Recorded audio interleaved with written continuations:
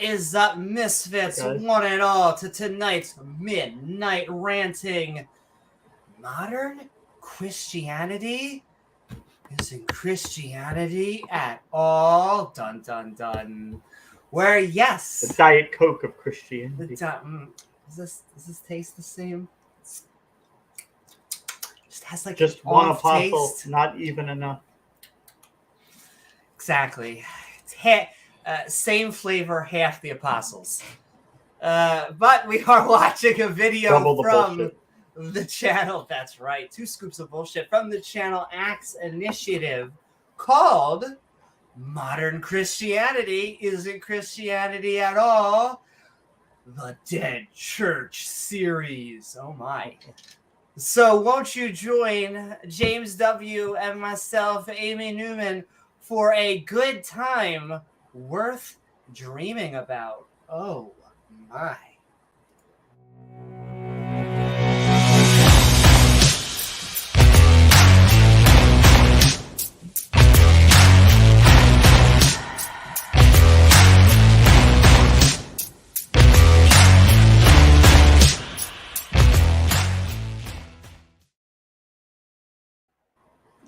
Woo-hoo! What is up, everyone? That is right. Do not forget, if you're out there on the interwebs, to like, follow, what is up, Twitter-osphere, or like and subscribe. What is up, YouTube?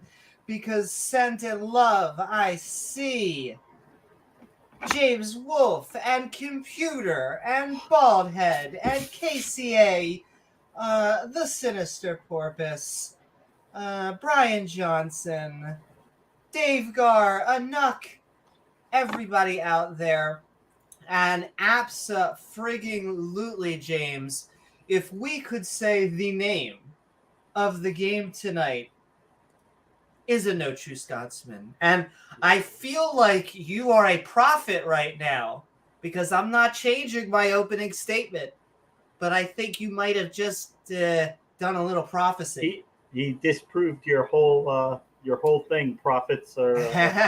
Well, I couldn't help but just point out that this had a lot of thick syrup of No True Scotsman all over the place.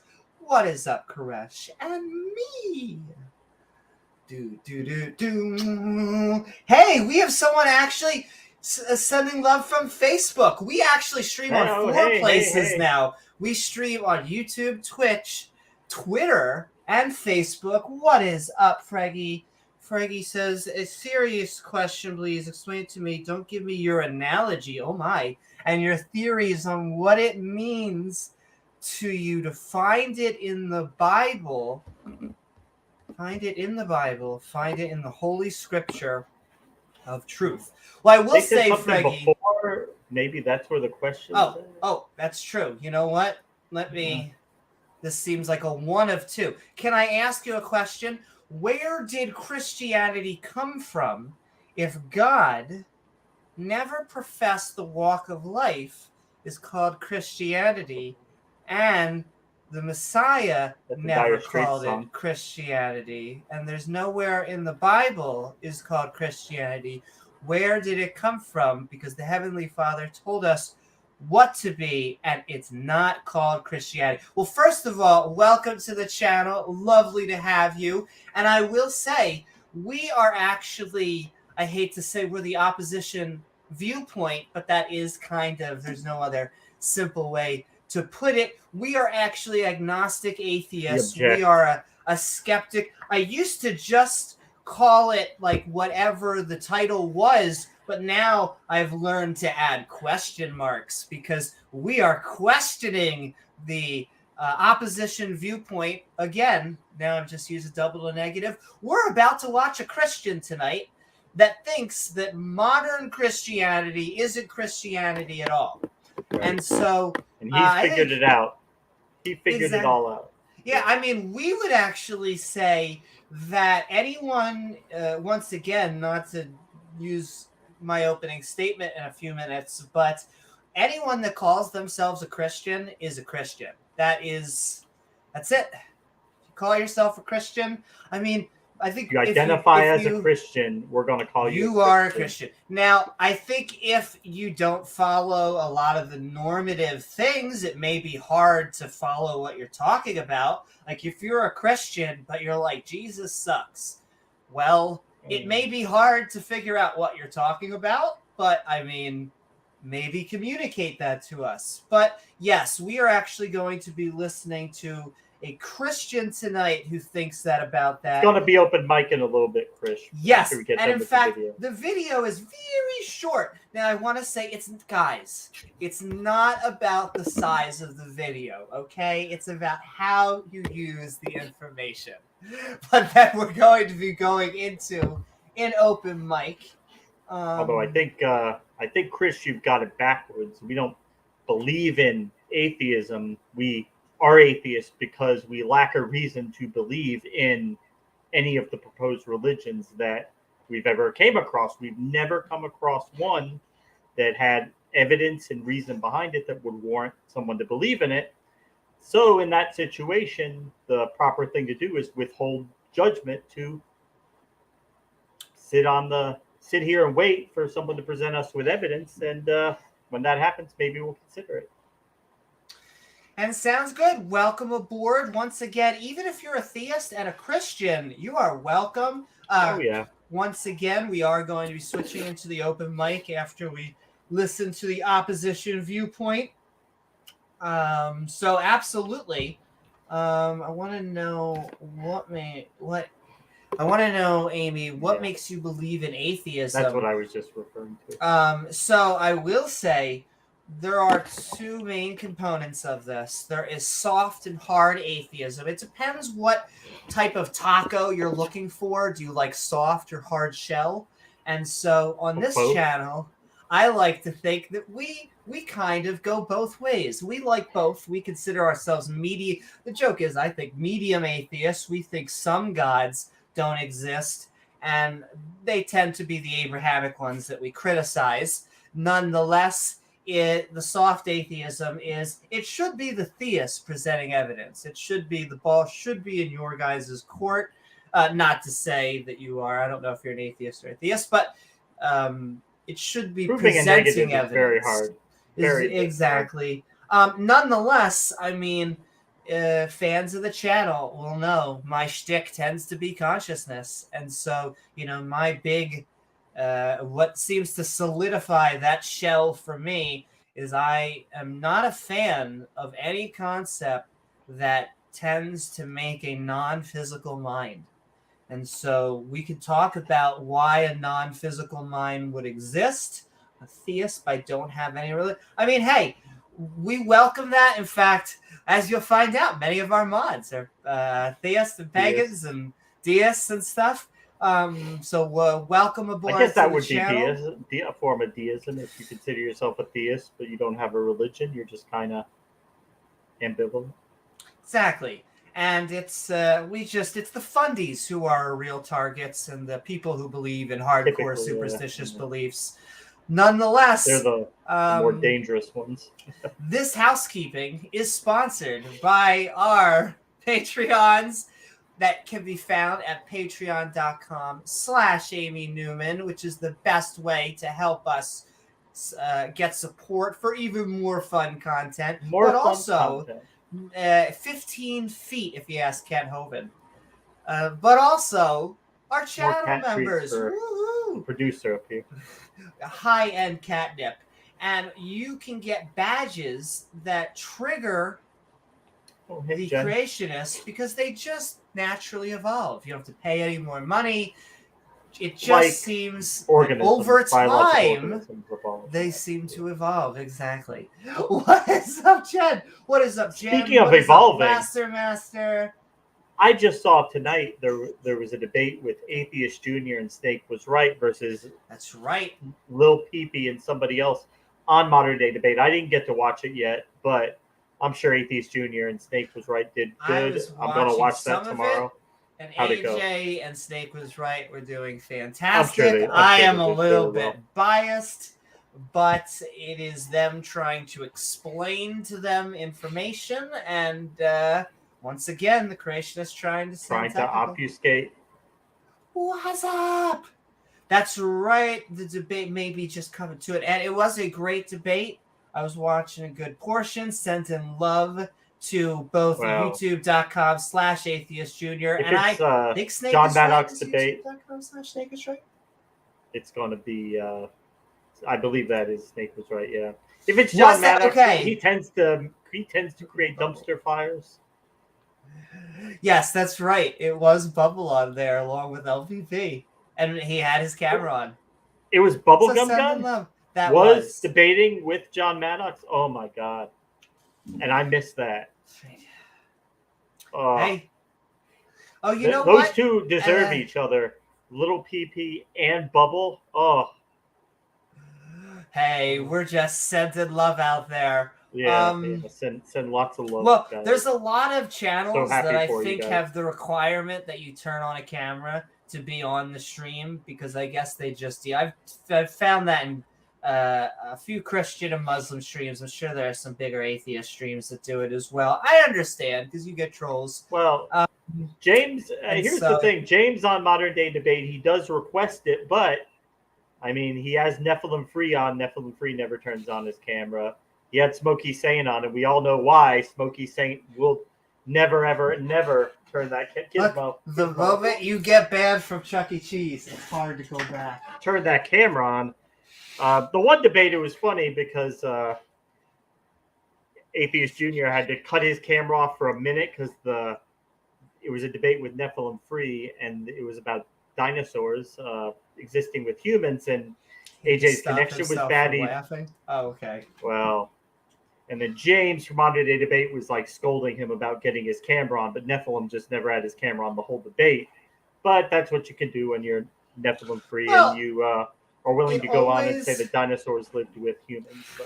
It always ups the production values when you can have the camera on. But anyone who has had the camera on you knows that there's an extra level of pressure. Though I think it helps also because you have this connection. You can see people's faces. There's an advantage almost, I think, when people have their camera on versus someone without a camera, just like there is an advantage with someone who doesn't have a microphone versus someone who does, and you're just in the crowd. LPP leaving the debate. LPP got arrested during the debate. What? Leaving the debate is developing story. I can't tell. The funny thing is, Jen, I can't even tell if you're just trying to be silly and make a joke or if I've seen a couple other people post it. Maddox got arrested. I can't even imagine what could have happened. Once again, biblical morality on display. What's up, Blaster Master? What is up, everyone? She's not joking. She is being serial. Yeah. In itself is kind of funny. Maybe attempted sodomy. Who knows? I mean, all the things that you could be arrested for. No, I'm telling you, I was just experimenting. I was confused. It was 15 feet. What's up, Hillary's emails? What's up? I feel like I missed someone who was talking. What's up, everybody? Capitol building. Probably was he? He's debating in front of the Capitol building or something. What's up, Shane Bilowitz? Can I tell you, like I said, I am no bootlicker, but it just amazes me that the people that supposedly are bootlickers are surprised every time that the cops take them away. But once again, this is not the secret police if you're at a public forum. But whatever. Sensing love. Or you could just support law and order. Yeah, no, fund the police. I think that was the thing that we trying to support that. You did say that last time, yeah. Indeed. Yeah, definitely. Not to get too political, but I didn't hear that, Shane. I'm sorry to hear that. Did you hear him getting divorced? Woo! Well, I'm sending love out there to you, Shane. That is oddly odd topic. Yeah. Oddly odd topic for the stream. Can I tell you that? First of all, sending love. My heart is out to you. You have the community. That is the great thing about, I think, not only the skeptic and ranting community, but the skeptic and atheist, non-believer, whatever you want to call it at large. We are here for each other, and we don't care about that stuff. Nonetheless, that is entirely on topic today because, I don't want to that's kind of. It gets very personal, very randomly in this video. It comes out of nowhere, and I can't help but enjoy it because it's like one of those things that you're like, why is this video being made? And then you're like, oh, okay, that's why this video is being made. Okay. James Wolfe says, getting arrested for debating in public, that's better than in a show. Ladies and gentlemen, once again, James W. and myself are master debaters. We debate in the morning. We debate in the evening. Sometimes, I was just getting ready for the show. I tried to listen to this, and sometimes I just scream out and debate in the shower. And yet, I will offer the advice, folks, that unless it's with consenting people and your pants are on, probably don't debate in public. And yeah, Jen Atheist Jr., he's been on our stream many a times before, so that's the same guy you're thinking of. Who? Jen was talking about Atheist Jr., saying he's been on here before. Oh, yeah. Just saying, yeah. We are proud. We are, I like to think of us as proud mom and pops of AJ. With Uncle Peter kind of taking him to the next level, because AJ has always had a great voice. He has always been witty. He has always been one to really take it to people that need it, like Kent Hovind and stuff. And so it has been not only great to see his rise, but I hope his continued success, and the same with all of us in the non-believer and the skeptic and ranting community. So fuck yeah. Thank you, TOS gods. Thank you. Thank you. But just sending love to AJ, Peter, R and Ra, anyone that I can think of who has just been fantastic out there. What is up, Big Screen Bird and Materialist Dan? Speaking of people who are fantastic. And we keep on, we're housekeeping so long. We haven't even got it. I couldn't help it, ladies and gentlemen. But we can't help. There's so much good juice that's been marinating. Sending love to Oz. Sending love to Tangang. Sending love to youtube.com/The Network Group, because we are hashtag looking for better conversations in the non-believer community with the Queen of Production, Jena, Biddy Buddha, Shane the Skeptic, all fantastic non-believers out there. And sometimes Oz is just jamming. So go check that out. There you go. Can't help but support. So, sending love out there to the Atheist Network Group. Sending love out there to Ian Davenport. Thanks, Ian. Send love to Ian, who is also a lovely Facebooker out there. Oh, yes, He's been on all of them. I feel like I've seen Ian on Twitch. I know Ian's often on there on YouTube.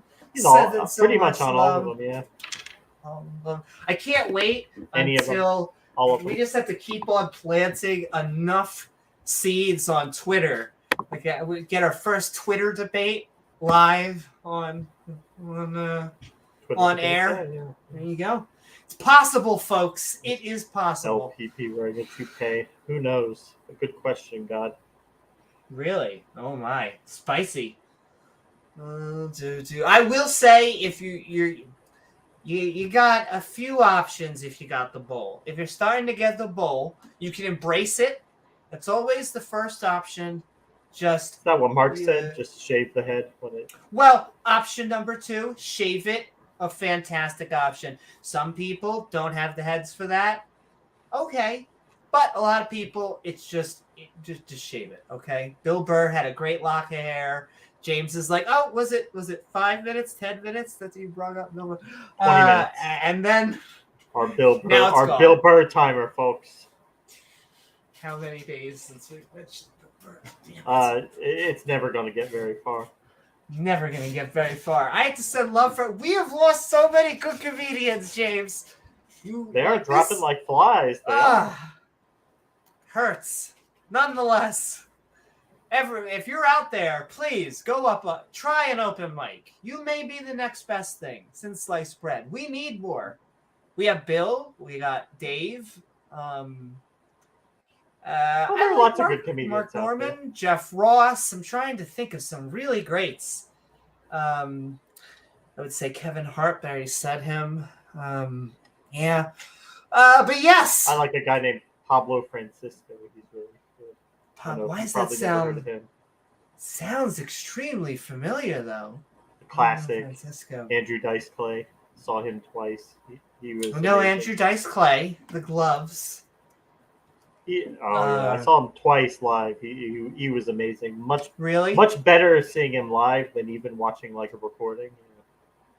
Ooh, see, I would love. Really I'd love to see more. I have to say, I would love to see more live.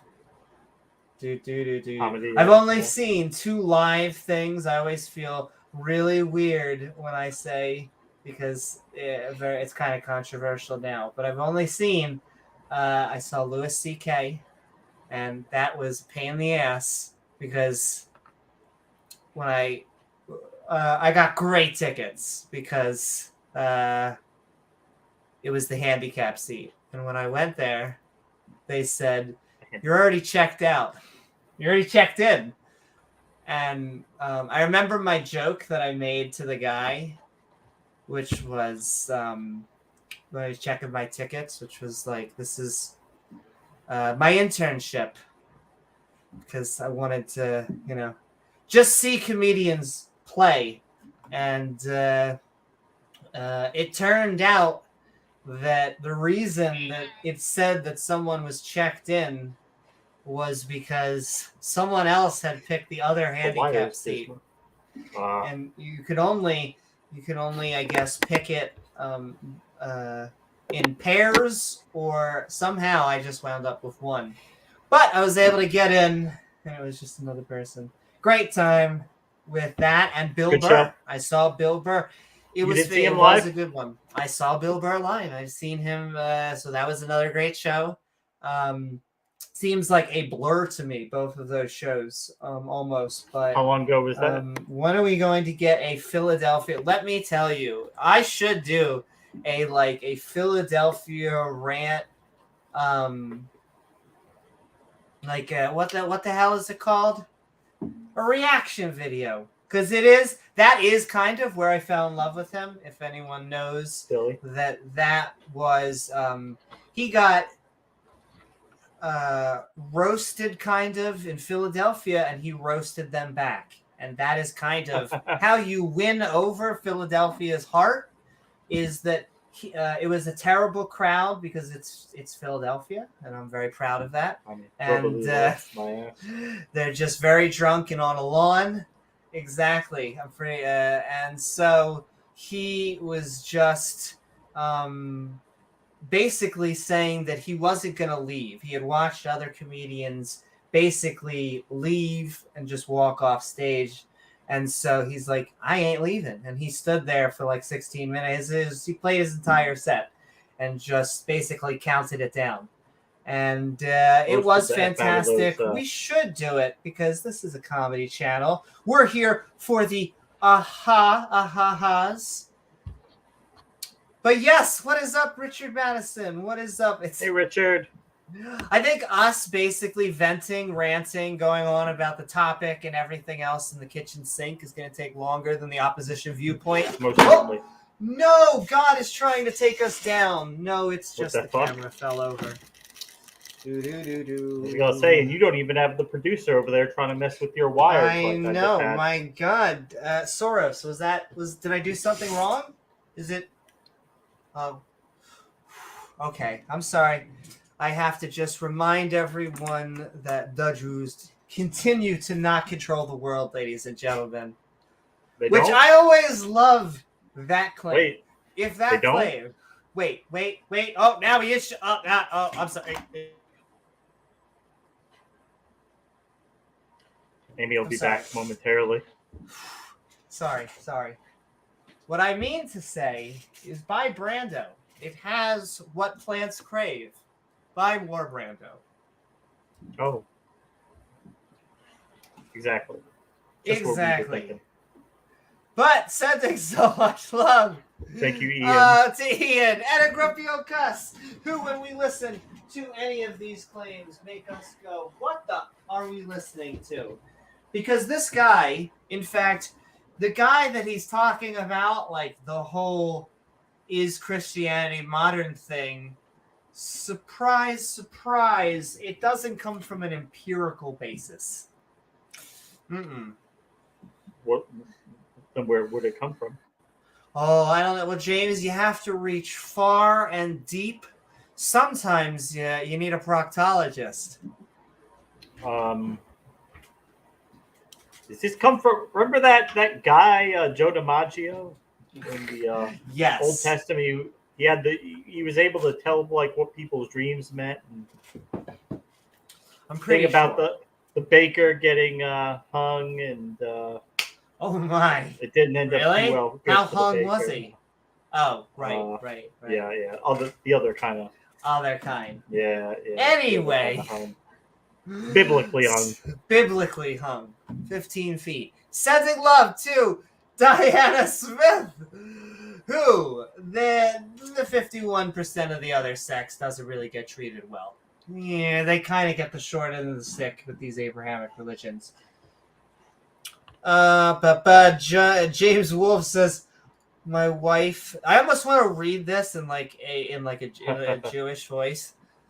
In fact, I am. For no reason, I'm going to read this in a Jewish voice. Yeah. My wife gives me a hard time for. I just sound not like a Jewish woman, but like I have glasses and a Poindexter. My wife gives me a hard time for not fitting the Jewish stereotype. Money. Oy vey. I'm just kidding. Sending love, James Wolfe. Yeah, well, my joke, can I just tell you that it goes, but the Jewish stereotype, it goes both ways. Like, it sucks because you get it. Like, I'll give you the penny dilemma. The penny dilemma is that you are Jewish if you pick up the penny and if you don't pick up the penny. Both ways make you Jewish, okay? And I'll tell you why. You are Jewish if you pick up the penny because that means that you like money. And you got to pick up that penny. Every little penny. Now, what happens if you leave the penny? That means you're too good for pennies. Why even pick up the penny? Because you need bigger coins. You have too much money. You're too big. And so it's a lose-lose, ladies and gentlemen. Lose-lose. Yeah. Once again, just more ex-Jew problems. Sending love, James Wolfe, who is both fantastic and wonderful and does what creationists don't do, which is research. The Jewish stereotype both ways, and it sucks. Much like Amy Newman. That's right, Peter. Listen, when you're good at what you do, you never work a day in your life. Peter, he sussed you out on that one, Amy. Not much gets by Peter. Yeah, that's right. And Peter's just fresh from us being on Randolph Richardson's stream. Another fantastic convince us atheists and no gods we're seeing. But we're sending love to Pat Lowinger. Why don't you do a show like Inviting All Gods, where you just do the same show like every night and invite gods to come on the show? Has anyone ever done that before? I would like to see. I feel like that's the porn I watch later. Like Inviting All Gods, you can just do it every single night. Over and over, like handling plates. But speaking of fantastic, amazing, and master debaters, $5 super chat from Snake was right. Snake was right. Hi, Amy. You, Snake. You prepared to get our globe heads blown by Flat Facts Is it this Friday? on Friday. That is right. I had Witsit gets it? confirmation from James for Witsit Gets It, and Snake was right. We are about to have some fun putting, I guess, reality in the hot seat.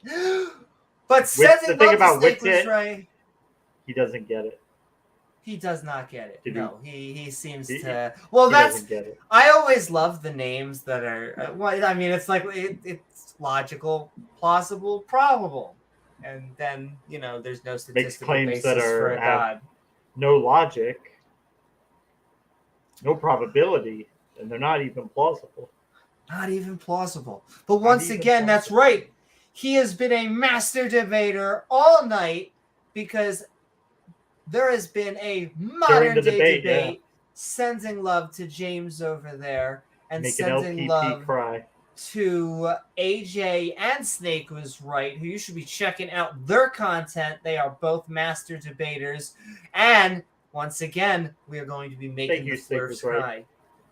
And I mean, I will give away my tactic to Witsit Gets It right now. I don't like to give. I won't do opposition research anyway.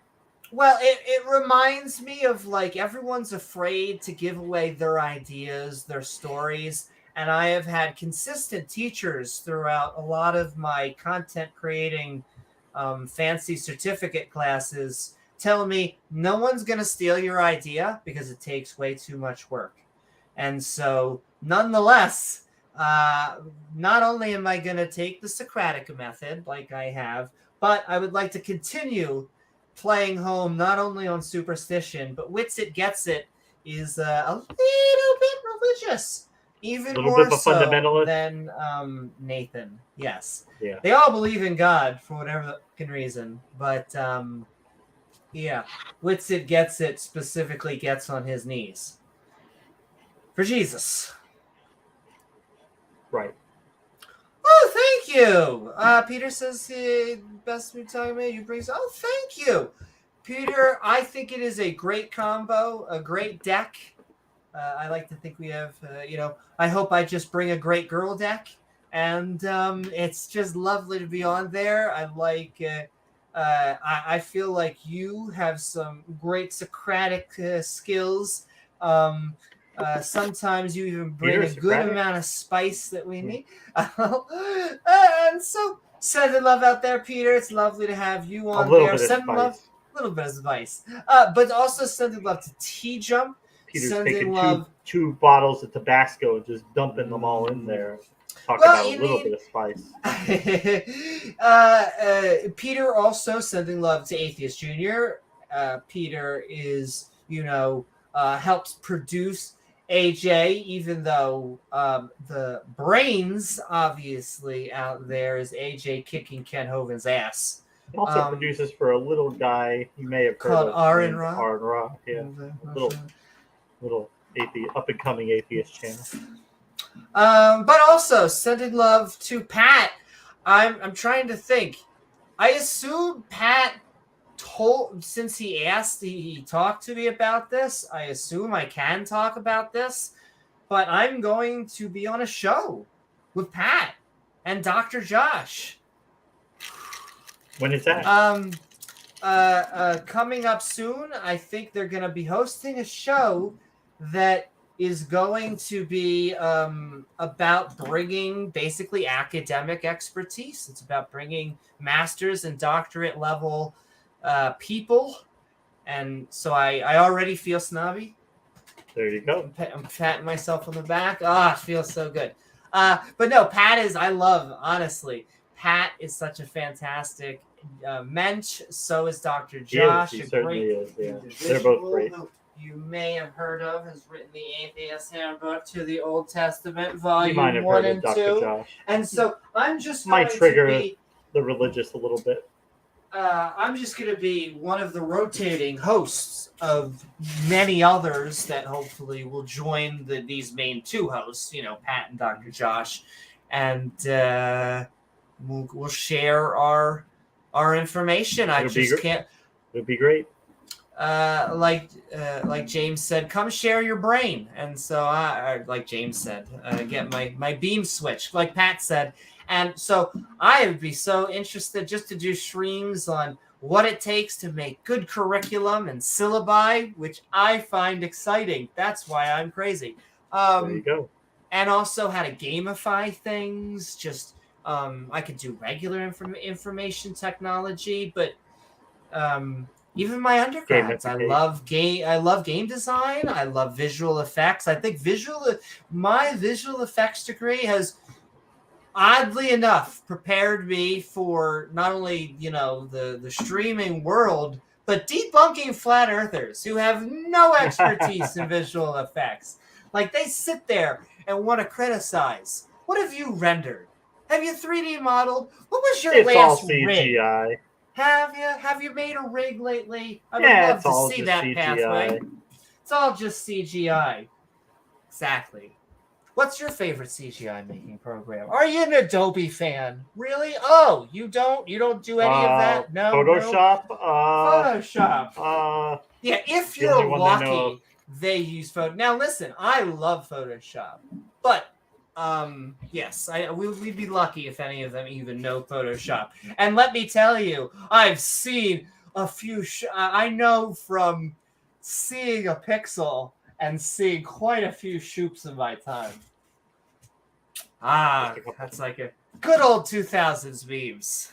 It's like a graveyard. Sending love to Thank you, Pat. Sending love to Dale Pastel. Like I said, we are looking for empirical evidence.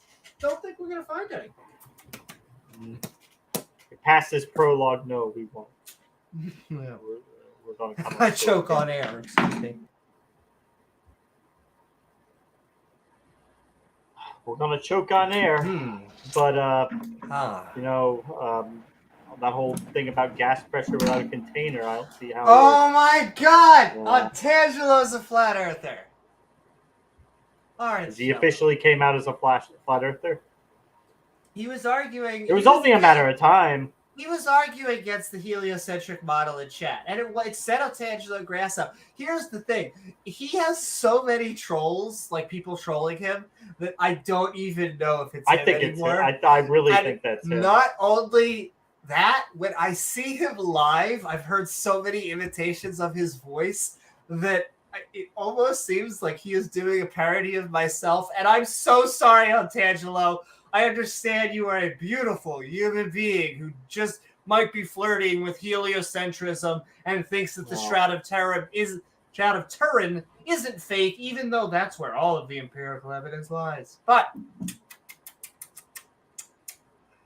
thank you also, Dale Pastel. He's been known to have over 100 sock accounts, so he's always out there. He's not shy with sock accounts either. Yeah.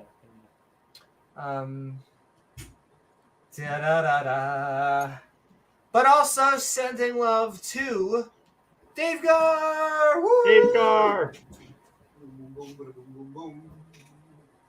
Oh, what am I looking for? The Earth's up there. Just look up, ladies. Yeah, Snake. He's been saying that gravity cannot act on gases. So and he said that like a year ago. Yeah, like a year ago. So therefore, star formation cannot happen because the sun God have to pull all the particles together because it can't be gravity. Oh, it makes sense. It does make sense. Oh, I wish it weren't true. But, I mean, here's the thing with flat earthism. It's really not that far from thinking the world is 6,000 years old. It's really not, but like the claims are here. So the only reason that we don't treat it like flat Earth in America is because so much of our population believes it. Like, if we had to treat all of our, half the population like they were flat earthers, then maybe we'd actually put money in education. It'd be terrible. Well, I mean, here's the thing. you could think that if you think the world is 6,000 years old, that's pretty dumb, but it doesn't really affect anything today. But the shape of the Earth, that really affects everything. So it's much more demonstrable that the shape of the Earth, in a realistic standpoint. But Indeed. No, it's you just look out at all the planets at the moon. It's just round, I'm sorry, round, round, Arcangelo. round, flat. I'll work on it. I'll really work on it. Amy does a better one than me.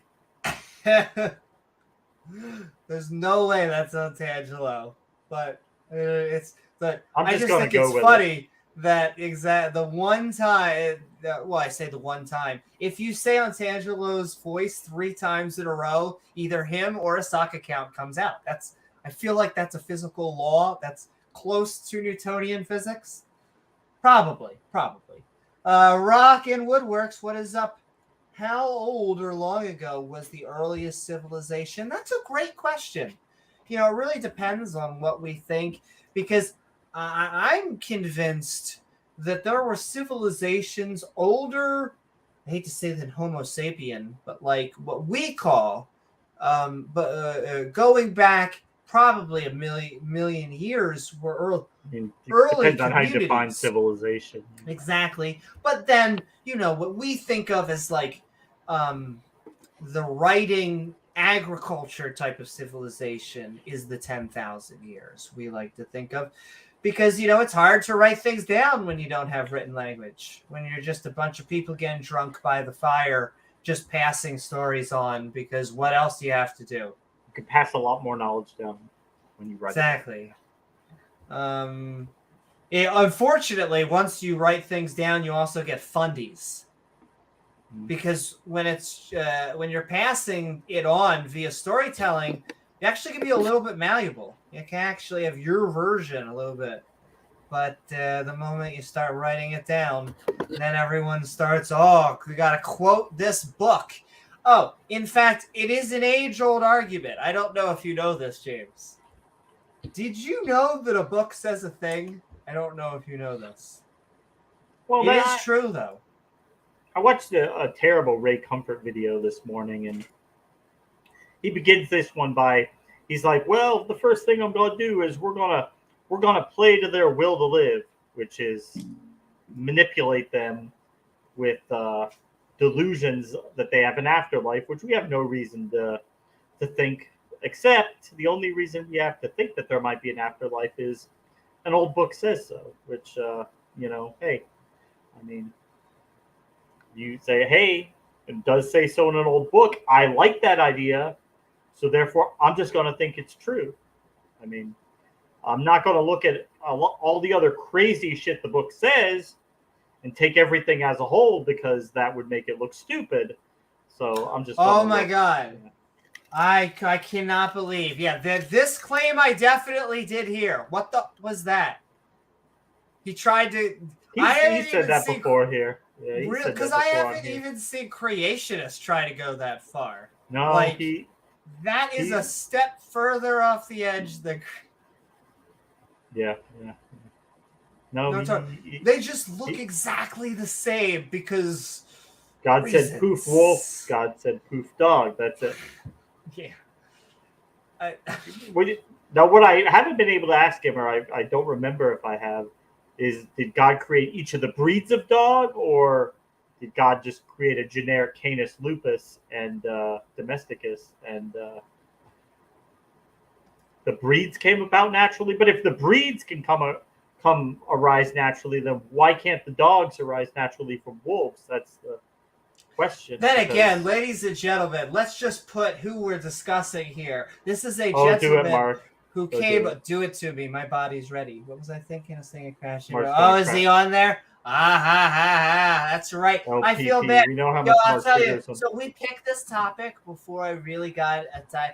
I feel bad. I almost did an after show, but we planned this before that.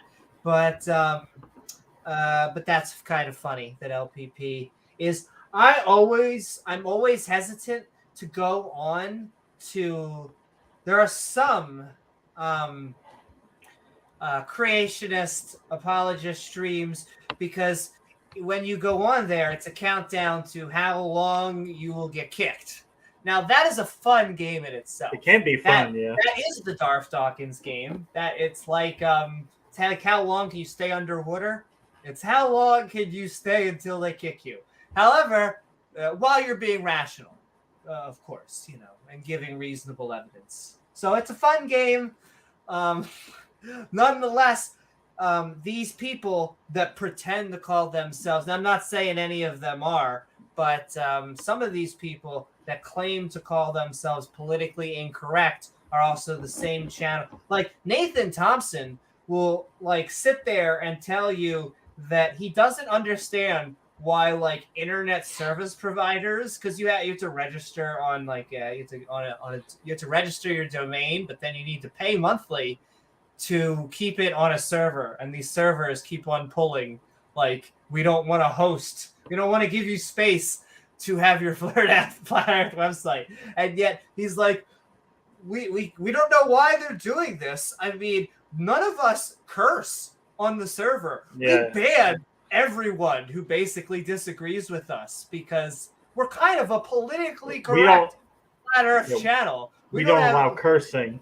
Yeah, yes, not only do we not allow cursing, but basically what he'll say is if we don't allow people insults, to give bad arguments, basically, which means in their view, arguments that they disagree with will get you banned. So once again, that is why you need to attack them with the language game, because these people are not who they pretend to be. They are rhetorists. They just want to say stupid things confidently over and over and over. And that explains Kent Hovind and Nathan Thompson. Oh, yeah. Yep. That's right. That's right. It does also. And that might have also been maybe a border. That's the thing of these flirters, when it comes to their own money, putting up their own cash, putting their money where their mouth is, they seem to be tight on the wallet. They don't like to spend money on their shit. Yeah, the flirts don't like to fly themselves to space. See, I'm trying to look. Hold on. Because you can go to people's channels. Okay.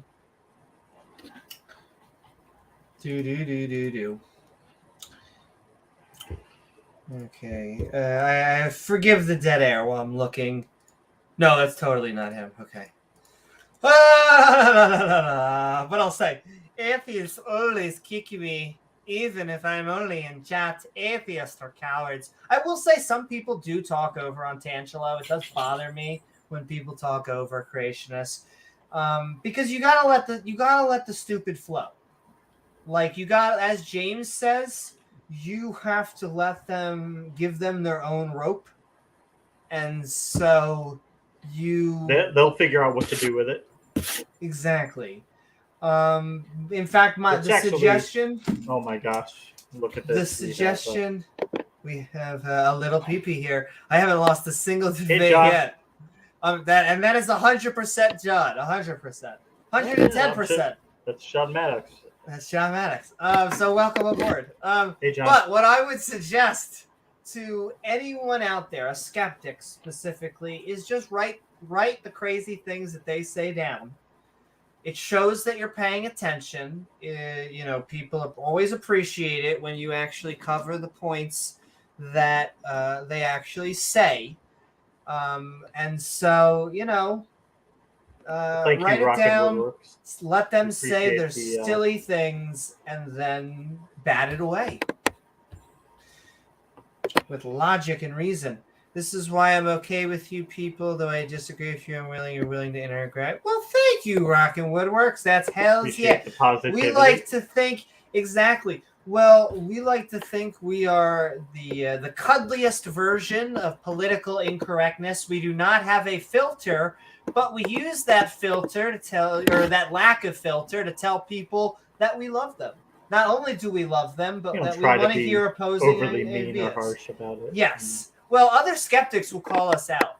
I always say, if we try to be like, you are a theist because you're stupid or something like that, another atheist will be like, we wouldn't do that. Well, exactly. But not only that, but once again, this is my just feels, but I feel and think that another skeptic or another atheist or whatever would call our shit out.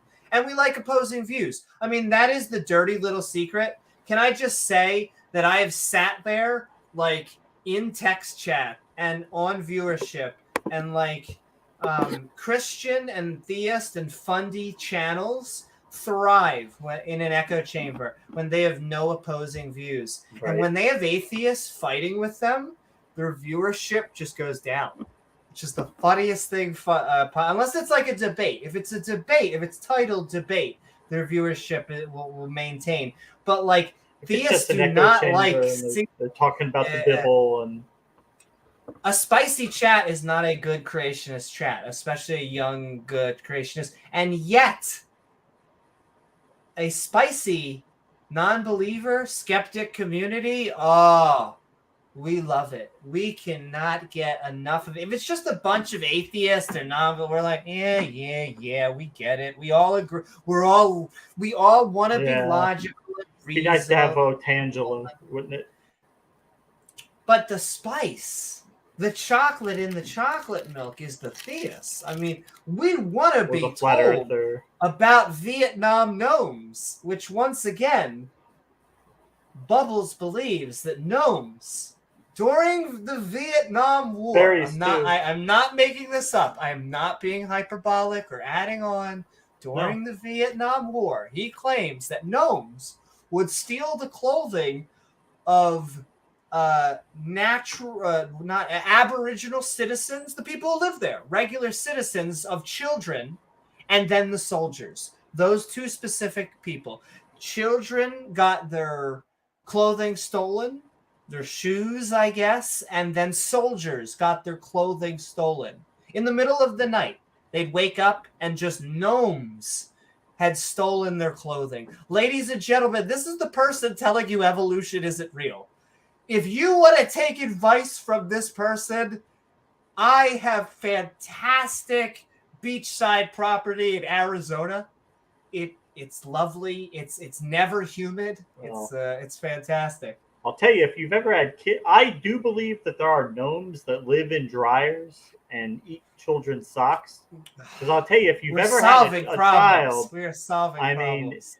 You need a sock for your baby. You can never find a sock anywhere. You're always buying them. Where the hell do they go? No, I've lost a lot of socks, and I feel like it's starting to make sense. They're so tiny, but maybe Bubble didn't go far enough. It wasn't just in Vietnam. The gnomes are still dryers. Yeah. And Jena just what's popped up, in. Jena? Good to see you, Jena. Woo! That's right, the Queen of Tang Gang herself. YouTube.com/The Atheist Network group, along with Oz and Bitty Buddha, Shane the Skeptic. I like to keep on calling out all the fantastic people. You should be on there. There is a fantastic LGBTQ stream on there. Those always trigger the fundies. So go check that out. Thanks, Jena. But yes, also sending love.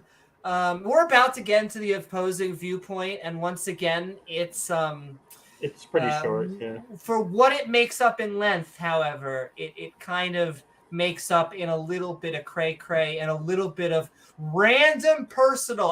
That is my favorite part.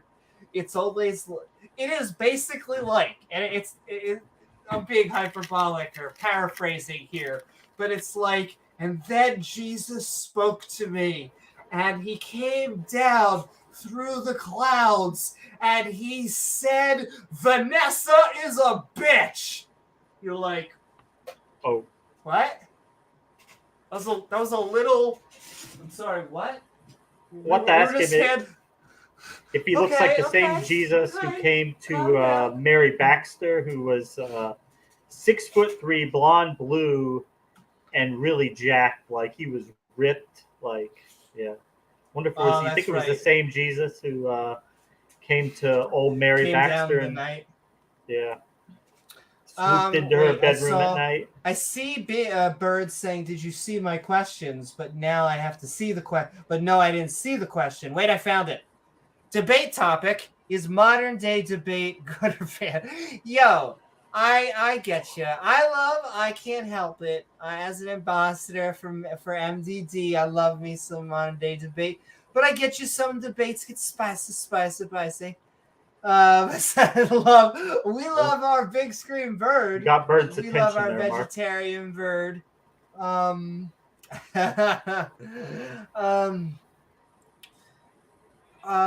it's been interesting. Like I said, debating Nathan was an experience, but I enjoyed it. I thought that was a great debate. You had a lot of fun. I did, because there are way smarter people than me with the actual expertise in the field. Physicists who have explained this shit You don't to need them, that for these and then past it hits them like a shield. And so you have to have that as your foundation. Like, I am defending those physicists. Those are the people I am defending, because I'm just a schmuck. They don't give a shit about the astrophysics. However, to destroy the rhetoricists, you have to destroy the rhetoric.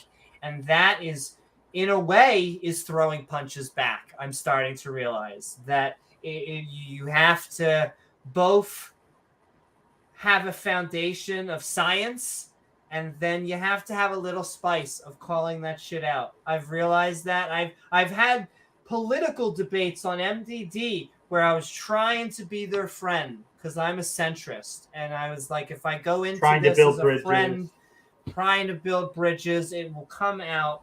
And, some people get it and say that's a great, Socratic method. Other people are like, why did you just interview my first flurf when I debated Iron Horse? They're like, why did you just interview the interview with a flat earther? Not as good as an interview with a vampire. A little bit crazier somehow. And so I get you. My point was to make them look crazy. That is the point of the Iron Socratic Horse method. Whined like a little girl about the last stream when I booted him out. Yes. Well, and I'm thankful and completely supportive. He was a little bit of a bitch. He just basically complained behind scenes. And whenever they take pot shots at my personal, things, that means they can't defend their beliefs. And so, Amy mods these debates. You guys have all seen her. She does. She tries really hard to be as neutral and right down the middle as possible. And she shows no favor. And this ass clown, Iron Horse Aussie, has no arguments. He's drunk during the debates, and he gets on there and makes an ass of himself. And then he wants to take it out on Amy, saying all this horrible, hateful things about transgender and all this nonsense to her, when she was always nice to the guy. And she always treated him with respect and dignity. And, even though he has some crazy ideas, doesn't mean we hate you. And, yeah. Exactly. And I want to make people feel comfortable to say their own views. There was a time where I feel like I overcompensated, where I would actually say I was nicer, or at least I gave more leniency to people I disagreed with on MDD. Now I feel like I've come back. I feel like I'm fairly centered. Like my job on MDD is honestly to get clean sound bites. If they're fighting so much that I can't get clean sound bites, I will break them up. But other than that, it can be as spicy as they want. That's what James has always said. He's always given us the go-ahead. Sideshow Bob and the MDD community have always been there for that. We like the spice. We want people to bring it. Just don't attack people's personal. Yes, control. And I'll tell you, though, James will ban people for, and he tells the mods to ban people for personal insults. So, or if people say things that, like, go over the pale, he'll be if you spam or break the TOS gods, or but yes, I'll have to catch them. Make inappropriate remarks. Peter. Good night, Peter. Sending once again to all of the content that Peter produces. Wonder if the Otangelo G account will disappear. That he makes on his own channel, and then I'm gonna go for it. But then him being on Randolph Richardson's stream where we continuously do not get good evidence for a God. Sending that love right back, computer. Mm-hmm. But good night, everyone, or good night, Peter, and good night, everyone, and good night, anyone who we're talking to that we're tucking into bed. Thanks, if Peter. You're making a peanut butter sandwich or you're painting the house, we hope you're having a good time because that's all we want you to do. We are going to keep on going into the fun. We can't help it. Like I say, these housekeepings are cathartic. Though oftentimes I find they're on topic. We get stuff out. Mostly. Like this guy's Close dream a dream. This guy's whole subject is I dream a dream. I dream of Gene. Send love to Mark Reid, another good debater out there, a master debater. He got Prais's attention. That was always nice to see that video that Praise sent out. You know, he's triggering the fundamentalists. If you didn't see that video that Praise did with Mark Reid, where he teamed him up with Jason Torn, Speed of Sound, Leo Felius, and sending love also to Jason, who has recently, I feel Dr. like Dan, he's and Dr. Dan, send love to Dr. Dan. As Jason, I feel like he's popped his live stream cherry, and so he's kind of like, "Oh, I like this." And so, sending love to Jason. I hope you continue to do this. Streams now. Yeah. We want more academics to do streams. I will continuously say I just love how the atheist, non-believer, because I'm Beamsy's out there who I think of, and he's a pagan. Just the academic community who wants to debate and rag on these fundies keeps on growing every day. We don't schism. We don't take takedown videos of ourselves. It's kind of great for how much, speaking of Gizmo, for how much we're all cats. There is this lovely clarity, this lovely evenness that comes with all of us not having a cluster trying to argue over scripture. That's right, atheist priest, yes. That's right. Academics, you mean atheist priest? And I love that. That's right. They love using that language. And so a great thing, especially if you know a rhetoricist, find out the language that they use. Because you gotta neuter them first. I should be watching. Speak the lingo. Speak the lingo. Well, a lot of times they have this lingo that they are trying to come across as the exact opposite of what they get told all damn day. You're a myth. You're a fairy tale. You only believe in cartoons. That's kind of all Flat Earth has. And so they try and take that. It's like they try and throw the football first. So throw that football, pull it away from them, whatever you got to do. Know the lingo.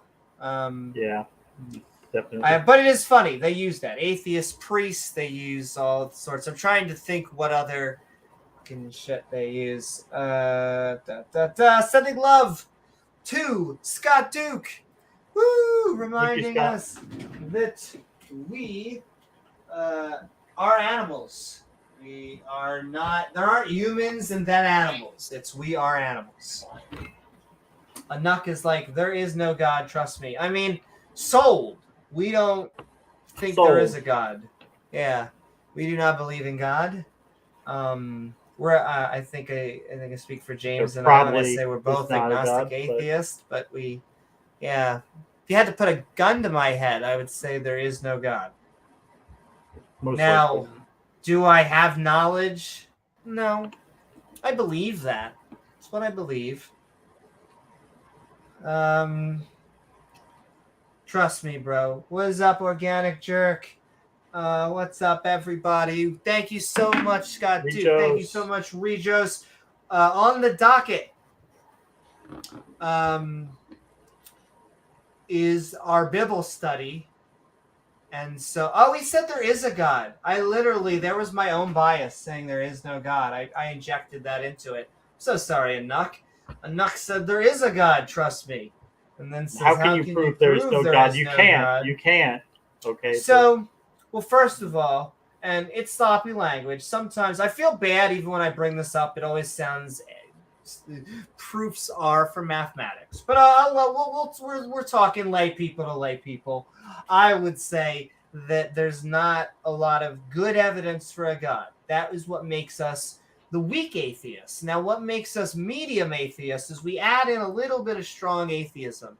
We add in a little bit because we're like, we don't think the Abrahamic gods You don't see why there would exist. be a God. Yeah. Allah isn't God. Well, we don't. Well, first of all, Allah is translates literally in Arabic to God. However, we do not believe in deism. So if you're a Christian, you're a Jew. And now once again, we have to put. I always love to put the asterisk that many deists, pantheists, pagans are mods and lovely leaders in the skeptic and ranting community. Nonetheless, the two hosts right here are not deists. And so if you would just like to defend why you believe, you may be a Christian or a Jew. He's saying but he left James Islam, but James is basically an ex-Christian and an ex-Jew. I'm kind of joking, but a little bit of in a way. And I'm an ex-Jew. And so we would want to know why you believe A, in the Abrahamic religious faith, because we don't believe those exist. James isn't even convinced Jesus was real. Okay, so you need to convince him Jesus was real, and I think that he was a rabbi, or he was it's inspired by a rabbi. I often are inspired by one or a group of people, maybe. Yeah, but that's such a silly claim. Like I know rabbis are real. I had one. I had a rabbi for like 12 to 13 years. It was fantastic. She knows rabbis. Really fantastic. I know rabbis. They're fantastic people. Some of the best people. Nonetheless, why do you believe A, or not only that, A in the Abrahamic religion? How about B in prophethood? Prophethood is Craig. That's my shtick. My shtick is why prophets. I think prophethood is nonsense. There was no Muhammad wasn't a last. Shout out. Like Arn Ross said, there was not Muhammad wasn't the last prophet. He wasn't the first prophet. There were no prophets before Muhammad, no prophets after. There were no prophets alive during the time that Muhammad was alive. Because there were no prophets. Sending love to Udolph, who I shared. I think it was like the picture this week. I'm starting to like sharing those memes, baby. The picture. You're getting good at it. Holding up a picture, just a book, and it says education, and the Taliban are just freaking out. It says, weapon of mass instruction. Destruction for religion. But it is destruction for religion, because yes, education seems to destroy religion.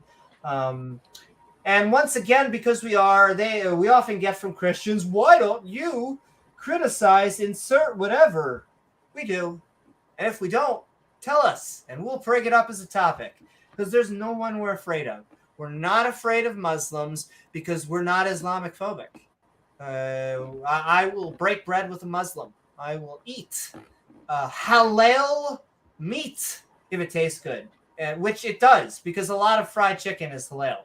So halal meat is.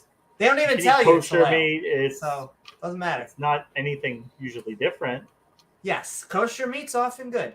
Don't care. Yeah. I'll break bread with someone that's Jewish, I'll take that kosher Muslim, meat though and put some cheese Christian. on it and make a sandwich with it. Oh, and I will bacon put that kosher hot dog and put some bacon on it. There you go. But I'll break bread with anybody. The series of dependence is finite, not infinite. I'm just kidding. I'm sending love. Sending love. But sending love to Regos, we have our Bible study. Thanks, Regos. Coming up on docket, we almost did it tonight, but we really wanted to tackle a subject. Oh, Bird, James you're a bad man, Miss Greenbird.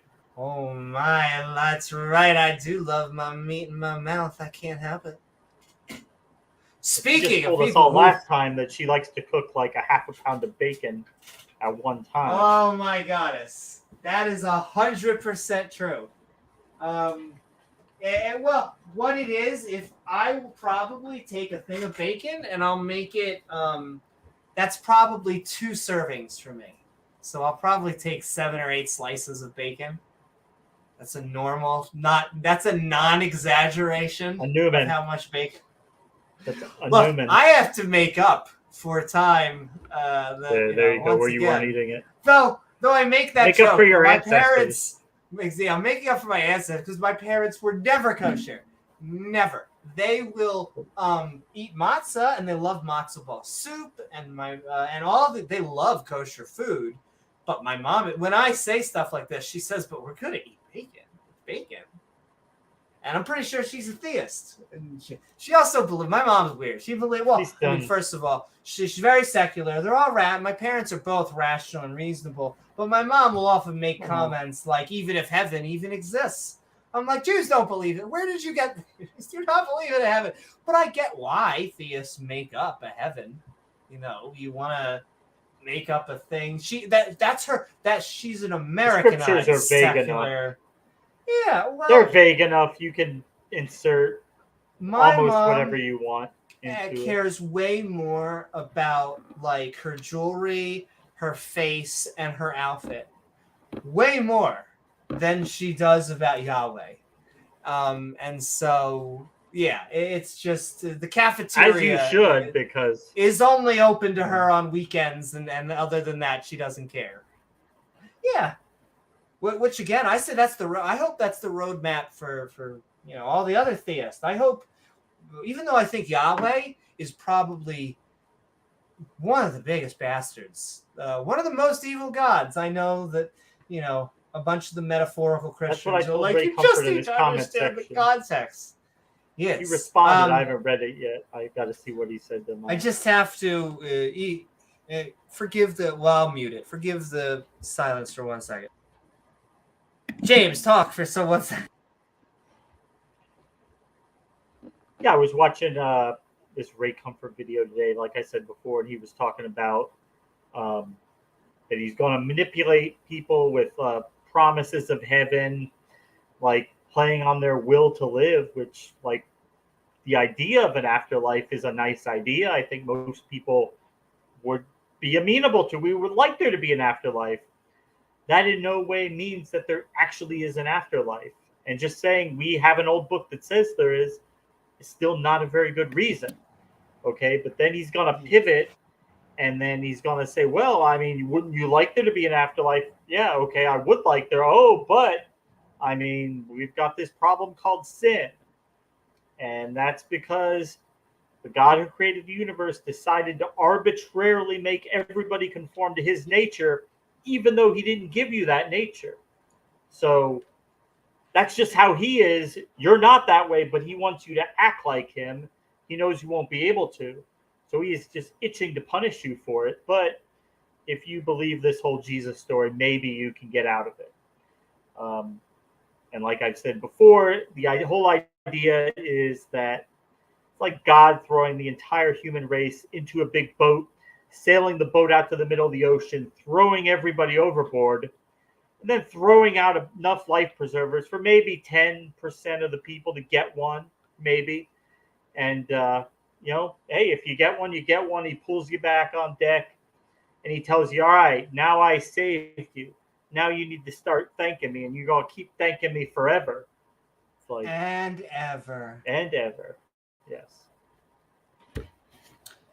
So Anuk says, as atheists, I don't get how you work so hard in this life and get nothing after. Well, I mean, that is why we need to look at life as the journey. And, it's really hard for people to accept that, like, this is it. This is right now where we need to enjoy. Yeah. Well, can I tell you why it's a bummer? It's only a bummer to people who think they have an afterlife. If you never had an afterlife, you got nothing to lose. Well, you're not losing anything, but the concept of death is still a bummer. Sure. The concept of death is sure a bummer. But, I mean, it does feel like you're losing something if you thought you spent your entire life and you were going to meet your dead loved ones. And then That's why it's it so hard for feels so like a many yanking Christians away. to give up on it. You know? Absolutely. And so, I think heaven and hell, the carrot and the stick, are one of the most important tools for keeping people in religion. That's why we need to counter it. And honestly, hell is by far the more effective of the two. It's rote fear. Sure. It's just putting people in fear. Hey, I know this sounds like bullshit. It sounds pretty crazy, but what if there's a 1 out of 100 trillion chance that it's right? Wouldn't you just want to keep believing just in case? Well, and you I'll wouldn't want to say go to hell, would you?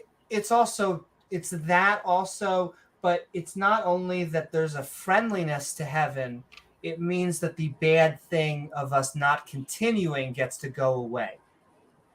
Sure. And so it's both of those things, but I completely agree. Hell is an evil concept.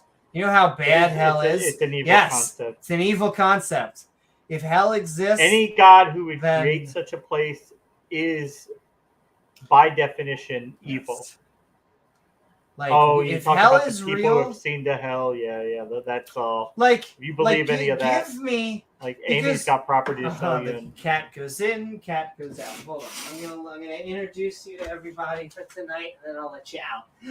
Moonlight wants to say hi. Yes, he does. All right, I'll let you. He's been so adventurous. He goes all over now, which is great. Sometimes he can be a scaredy kid. He's my little boy, though, and he's been quite curious and going everywhere. Okay. But yes, if you've seen videos of hell, please tell us. I can't imagine there's a copyright. It's like hell, sponsored by Coca-Cola. I was going to say the closest thing would be the footage of Bruno Mars hosting the halftime show at the Super Bowl. That would be close to hell. I was about to. Yeah. Figure yourself out, Newman. Focus, Newman. Are you trying to talk about When I Was Your Man? I'm trying to find. I was trying to Google lyrics. A Bruno quote.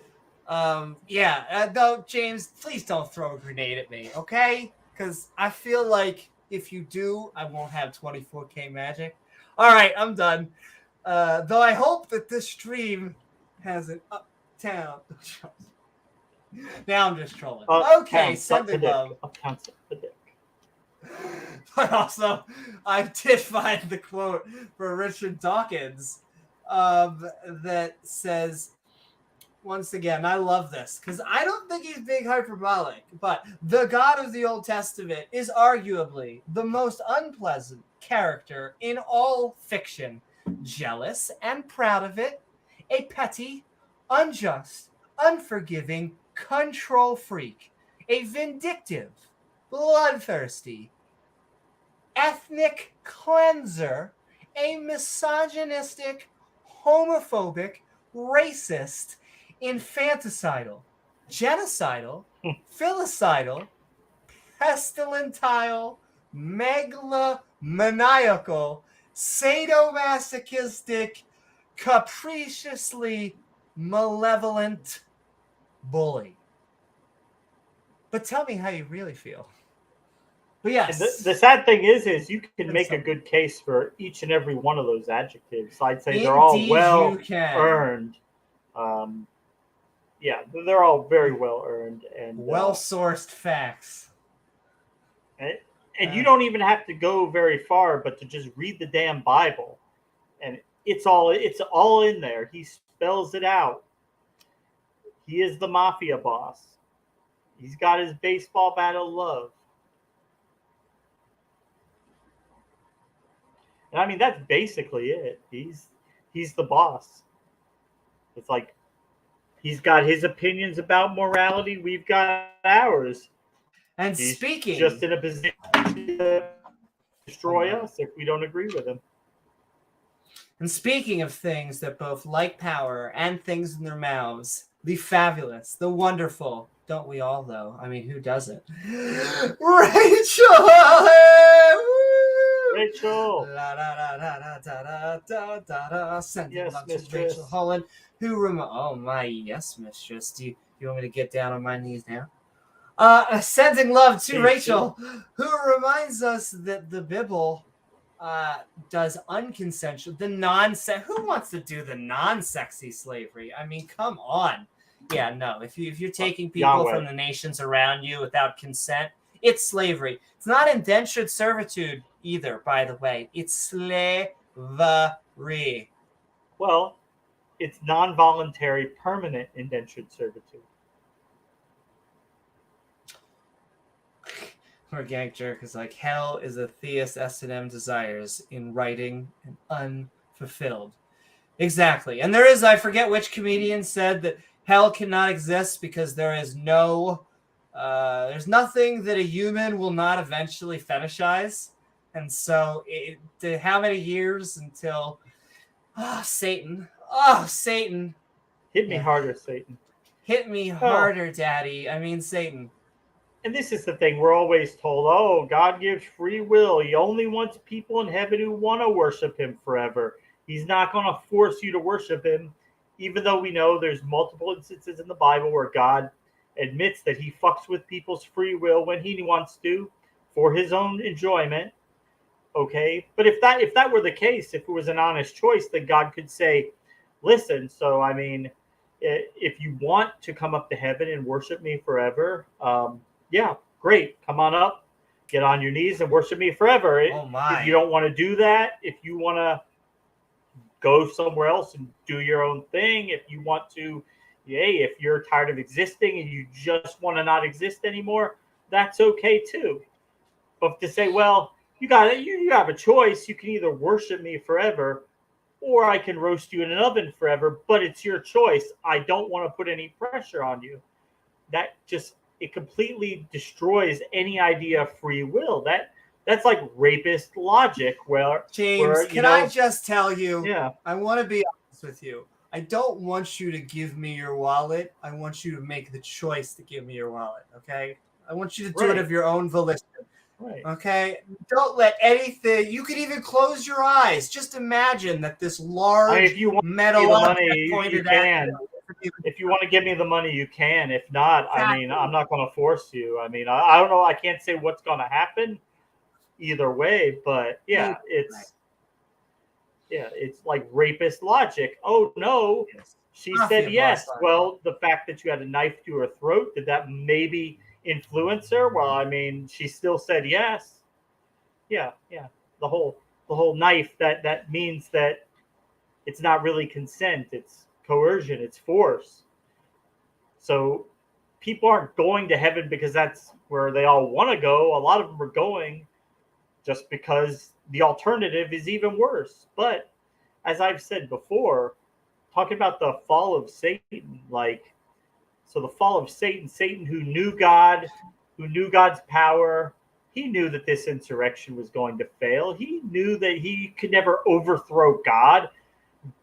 God would see it coming a mile away, and you would never be able to kill God. So it means that if he was able to convince a third of the angels that these guys were so freaking miserable in heaven worshiping God, it sucked so bad, they were willing to rebel and face whatever punishment God had in store for them because it couldn't be worse than sitting in heaven telling God how great he is forever. Over and over and over. Yeah. But thank you, this shit Rachel sucks. Holland. This shit sucks. Thank you, Rachel. This shit sucks. You're so mean.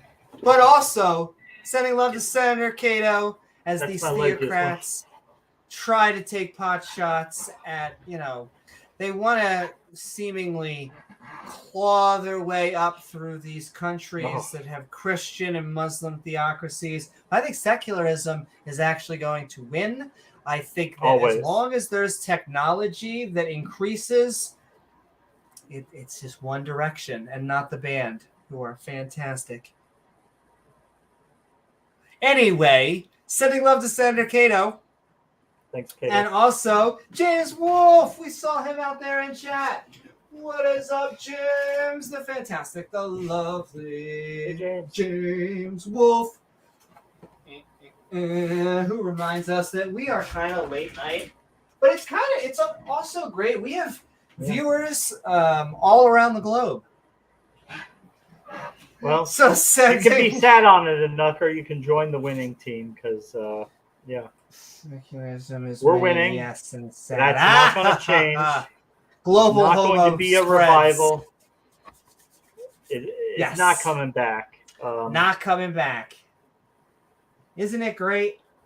And you can keep looking up in the sky with puppy dog eyes, waiting for Jesus to appear and to make all the mean atheists go away. All these atheists saying there is no God. Well, hey. Also, speaking of looking up, don't hold your breath. This is a random tip, and this is also a YouTube neurologist tip, but if you look up for 15 seconds and you just look up, it helps your brain wake up a little bit. Just like looking down actually makes you a little bit sleepy. Yeah, there's your coffee. Because I have a spinal fluid issue, so if I start looking up for more than like 10 seconds, I start to get really dizzy. Yo, completely understand. Also, I'd like to set around the world with Amy Newman. Woohoo! Yo, I just want you to know that is the goal right now. So our Patreon's about to cross $200.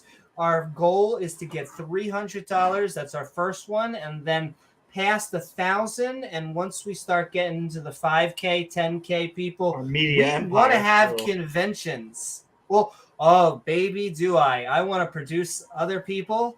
I would love to get other atheists out there. I'm dyeing my hair. Oh, my God. But sending so much love. So much love. Yes, and to James Wolfe. And last but not least, we are sending love to Matt Deeg. Woohoo! Thanks, Matt. Because Matt reminds us that a galaxy, a universe, a planet, it doesn't matter what astrological body we're talking about, the young Earth creationist has no way of explaining how to make it, how it forms. They just say, God done it. And we go, cool story, bro. I mean, I guess that kind of made sense. Like the Bible says, ooh, the heavens declare the glory of God, but you think about it, up until like 100 years ago, we didn't know that there were other galaxies even other than the Milky Way. Indeed. We thought they were like nebula all within our galaxy. It wasn't until we had resolution in the telescopes enough to see, no. They're way further away than anything in our galaxy. And these galaxies have billions of stars and billions of planets, just like this planet. Planets we'll never even see because they're so far away. Think God made all that just for us? Doesn't make any sense. Doesn't make a whole lot of sense. Besides, the cherubim in Isaiah, they sing, "Holy, holy, holy is the Lord of hosts. The whole world is full of his glory." That's all they do, 24/7, 365. Fly around the throne room with their 6 wings and say, "Holy, holy, holy is the Lord of hosts. The whole world is full of his glory." And they repeat that over and over again into eternity. Great job to get, great job security, but the whole world, Earth is full of his glory, but I mean, the Earth is just such a minuscule part of the universe. It couldn't be, because to them, the whole Earth was the whole universe, and it was all in this little dome. So to say that the Earth is full of his glory just means everything, because they didn't know anything about anything, literally. They were Iron Age goat herders. We learned. We're going to say with lots of Bronze Age ideas. Say for yes, exactly.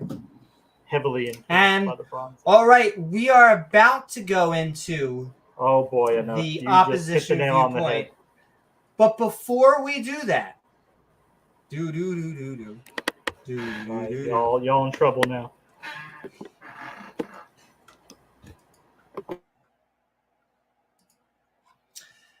Oh my. It is true, ladies and gentlemen. there's a specific topic being put in the hot seat tonight. We are asking, modern Christianity isn't Christianity at all.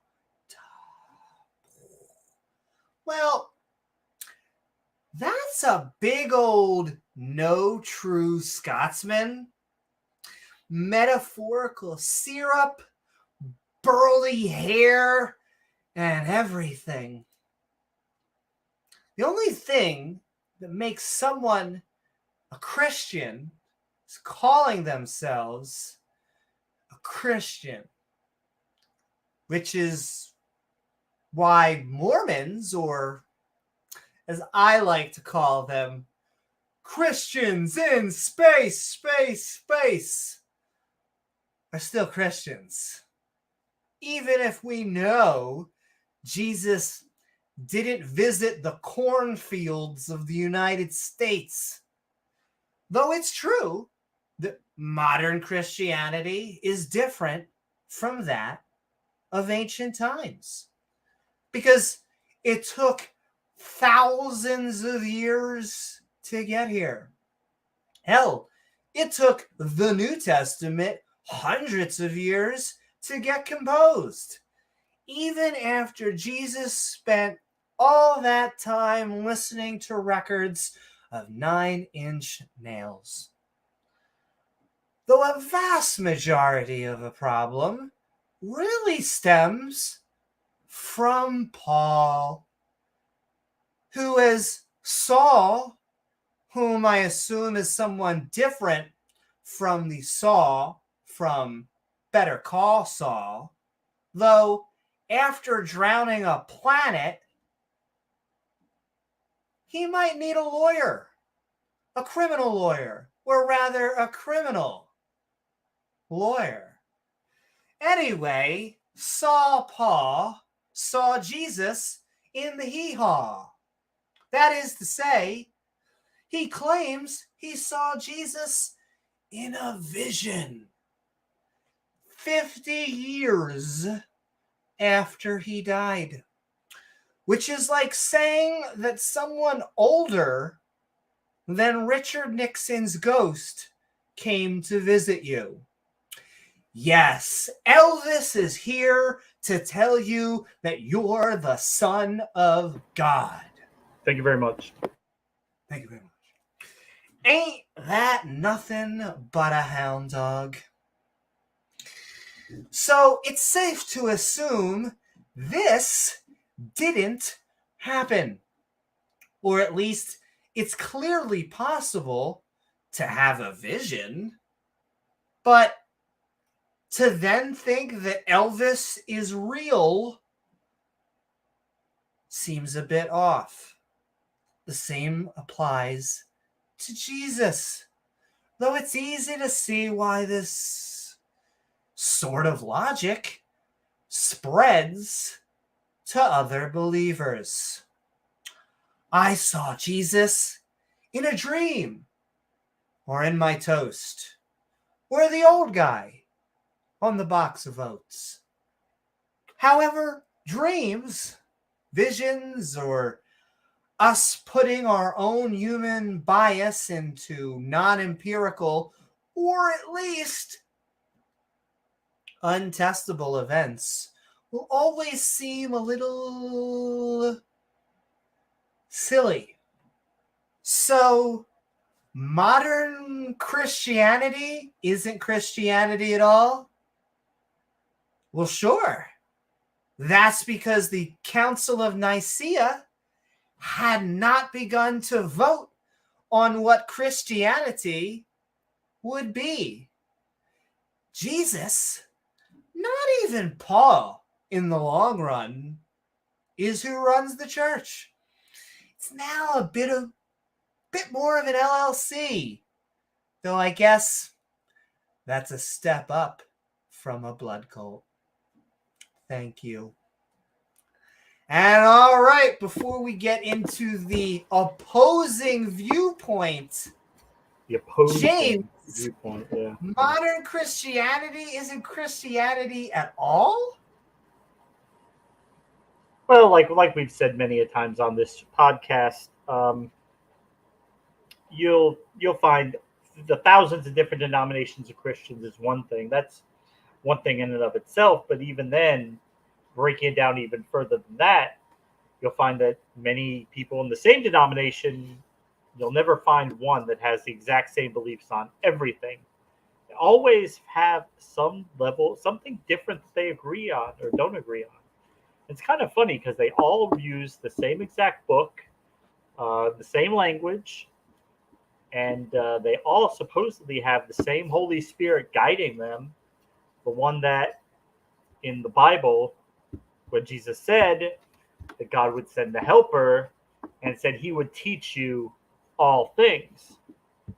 Now, pay attention to that, because if Jesus meant what he said it would teach you all things, not most of the things, but you'll get a few things wrong, or, well, this one will get right and that one will get wrong. But no, he said all things. But then why don't they agree on anything?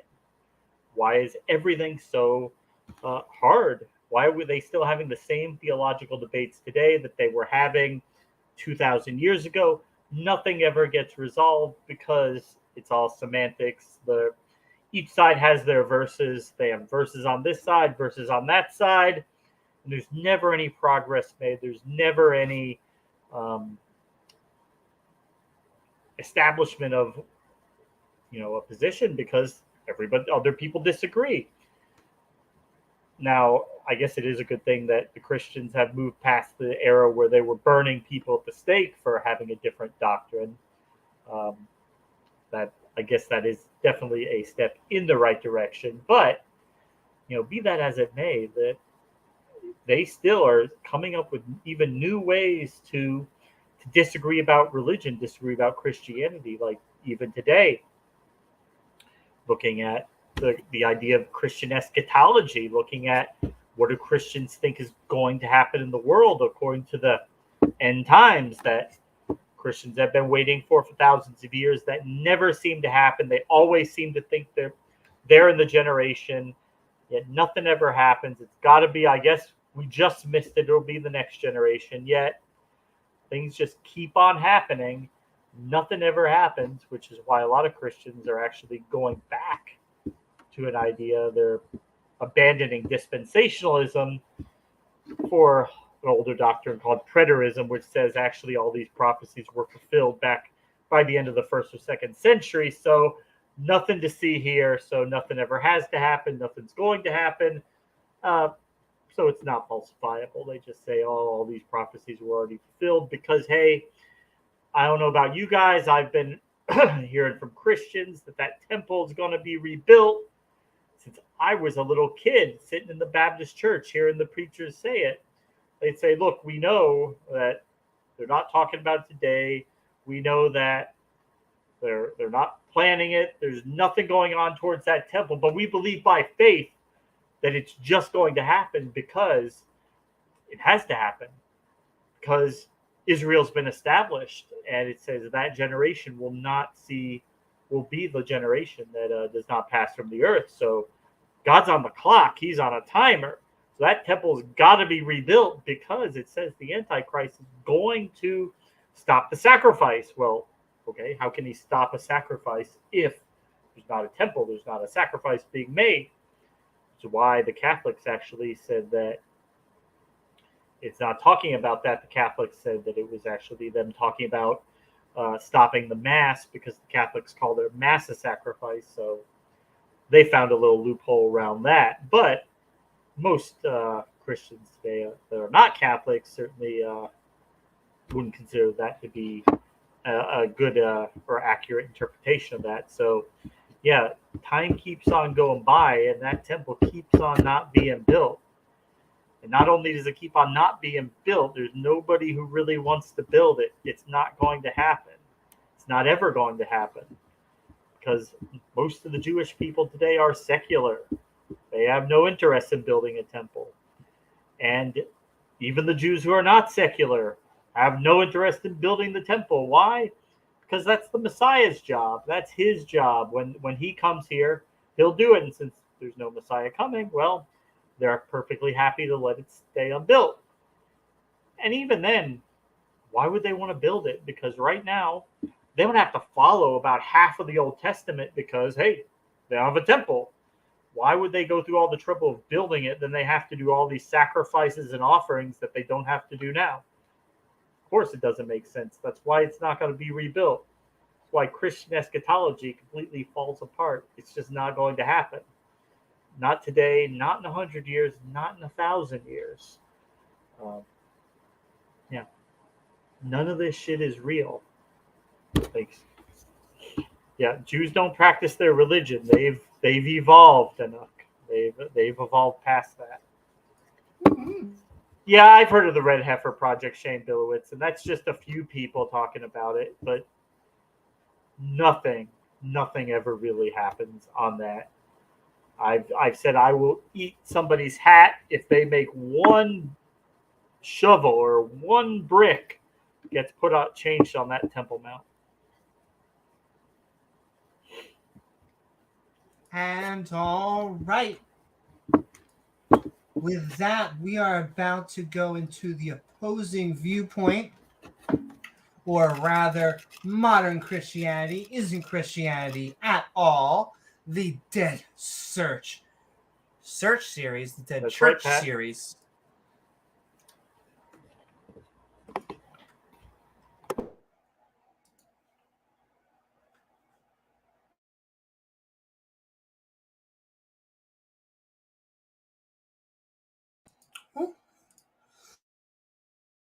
Woohoo! So with that, come join us for This fun. is just an intro into a much larger video that you can watch. You guys can find it on the channel on your own. But well, we are also going to be watching the shorter one and then jumping into an open mic for anyone who agrees, disagrees. The funniest thing about this video, and I'll let see if anyone else can hear it themselves. Also, what is up, Pat? But see if you can just tell the minor little detail that may not have anything to do with Jesus, that may just be on this guy's mind. Woohoo! Mm-hmm. But with that, we're jumping into it. Oh, what were you guys saying? And I just want to say, this is something that's happened for a long, long time, that people, that they look at the church today and they say, oh, this is not the way it's supposed to be done. This is not the way the early church did. This is not the way that that the apostles did it in the book of Acts. And this is just a common thing that goes, just happens in Christianity. You've got different movements like the Messianic Judaism movement, who rejects some of the interpretations of the gospel and want Christians to keep the law of Moses, which is a minority in view, a minority interpretation of those texts.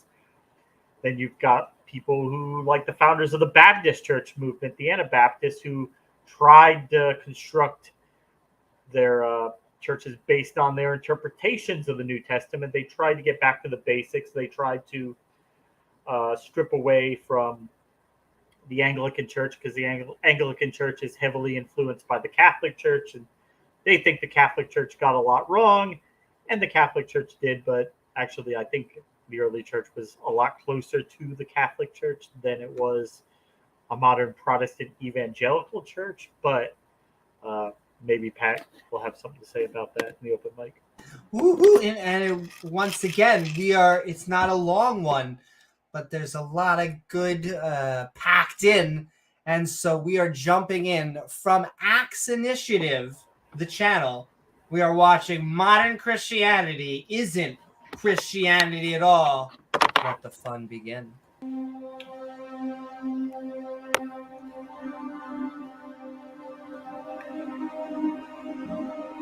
A few years ago. Oh, just realized that I don't know if you guys can hear it. I heard it. Oh, you did hear it? Why couldn't I hear it? That's very interesting. Can't hear it. I had a dream. It's coming out of also, that's what she said. I dreamed of Genie. Aha! Fixed it. All right. I'll prepare. There we go. They heard it. Sorry, guys. You guys heard it, and it was coming out of my speaker headphones. So I have two. I have these and then wired. So I'm going to do one more time. Our bodies are ready. One more We time. are watching Acts Initiative, Modern Christianity. Is it Christianity at all? And our bodies are ready.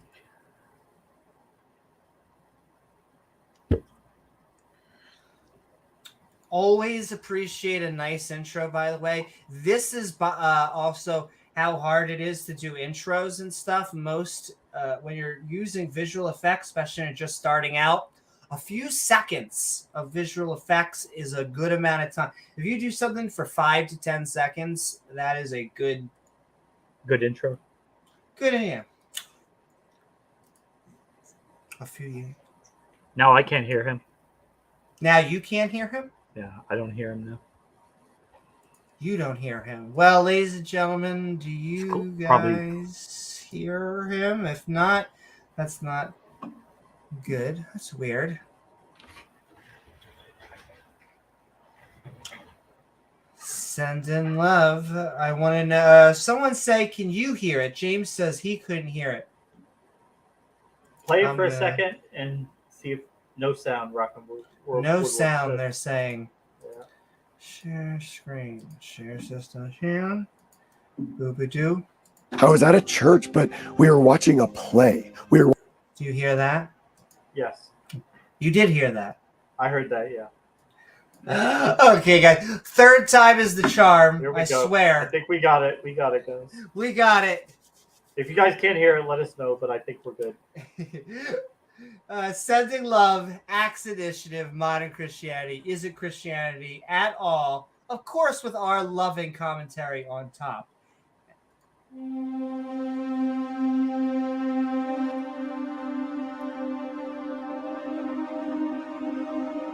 A few years ago, I had a dream. There we go, ladies and gentlemen. There is the setup. You may be asking, why does the title card have clouds? And so, like, his first sentence is that he had a dream, ladies and gentlemen. And it's not, of Genie. Nothing, not an actual speech. One that was like, no, I just had a dream. Like, I was in bed and just... I was at a church, but we were watching a play. We were watching a musical. It was a musical based... He was based? He was based. It's on the book of Acts in the Bible. We were watching these people on stage portraying the early church as seen in the book of Acts. They were sharing everything in common with one another. They were healing the sick. They were casting out demons. They were raising the dead. I also like this. It's basically like they were doing all the magic tricks right there. They had all the magic. All the magic. They just revived Grandpa George, and George was like, "Hi, kids. How are you doing?" Now, I will say I'm glad that most Christians don't take the passage from Mark literally, where it says that they will pick up deadly serpents and they will not die, because as we tried to show before, sometimes they do die when they do that, when they go dancing with these rattlesnakes in church. Not a good idea. Yes, I'm glad most of them do that anyway. Work with a rattlesnake unless you have training. It should not be part of a religious ceremony. Yes. If you're a biologist, maybe. We were preaching the gospel, and people were standing up from all over the auditorium and joining them on stage as their numbers grew. Also, once again, I just want you guys to continually just keep on thinking in your back of your mind, this guy's talking about Jesus. That must be why this video was created. So just wait for that little beat that may not just be related. Nothing could stop them as they proclaimed the kingdom of God, and their numbers continued to grow, and God was with them. You mean they had sex and they grew? I'll say, if Christians today could do magic, if they could raise the dead and heal the sick and do crazy stuff like that, maybe they would be doing a lot better. But they can't do any of that shit today. Why is it that Yes. all the cool shit happened 2,000 years ago, but we don't get anything today? All of the cool miracles, all gone. Like the walking on water, the raising people from the dead, Parting all the of Red that Sea. shit. If you want an We just actual get to read about exorcism, you have to watch the movie Exorcism. That is the Or- only way. Bob Larson's channel. Or Bob Larson's channel. God, oh, I like this. I like this. We call that a baseless Boom! assertion. Boom, ladies and drop. gentlemen. Mic Girl drop. deck drop. Yeah. So far into that girl deck. No, we're sending love. I mean, hey. I mean, honestly, Jesus is a prophet. He is not. But here's my thing, Anuk. Sell me on prophethood. Like, that's my shtick. Sell her hard. Like James and Oz, my brother from another mother, they don't even believe Jesus was. They think that Jesus was a hobcob or maybe even political thing. Chimeras. Yeah, Creature. like I mean, Paul definitely was motivated to like get a religion started. So and put him as like, oh, you want me to like be the number 2 in like order? That's like so cool. I can like tell them I had a dream about you and stuff. But yes, Paul may have had a vision. He may have been mentally ill. I don't know. There's debate about that. Oh, 100%. So there's two things. He either, one, had a vision where he thought he... Well, actually, I guess there's 3 things. He had a hallucination of vision. He had a vision which was not true, was in like not real, didn't exist in reality, but he was tripping balls and he thought it happened. There is step 2. He didn't have that dream. He was just making it up, and it was completely fictional. Or number 3, he had a dream, and the dream was actually God's method of speaking to him. But that kind of seems the least likely of the love. What do you think? All the 3. Yeah. I just don't get it. Like, sell me on prophethood and a guy talking to Elvis, because that's how long. Like 50 years later, what was Jesus doing dead for 50 years? Well, I kind of had shit to do. There was cleaning up in the afterworld, okay? I got to the kingdom of heaven, and there was shit everywhere. Oh, here we go. Paul, don't complain. But churches in another America no true are not Scotsman thing. Well, hold on. This is him trying to offer an olive branch. I swear to you. That this is so. What I will say is, yes, there are a lot of them that are kind of way. But we just think like all the religions are.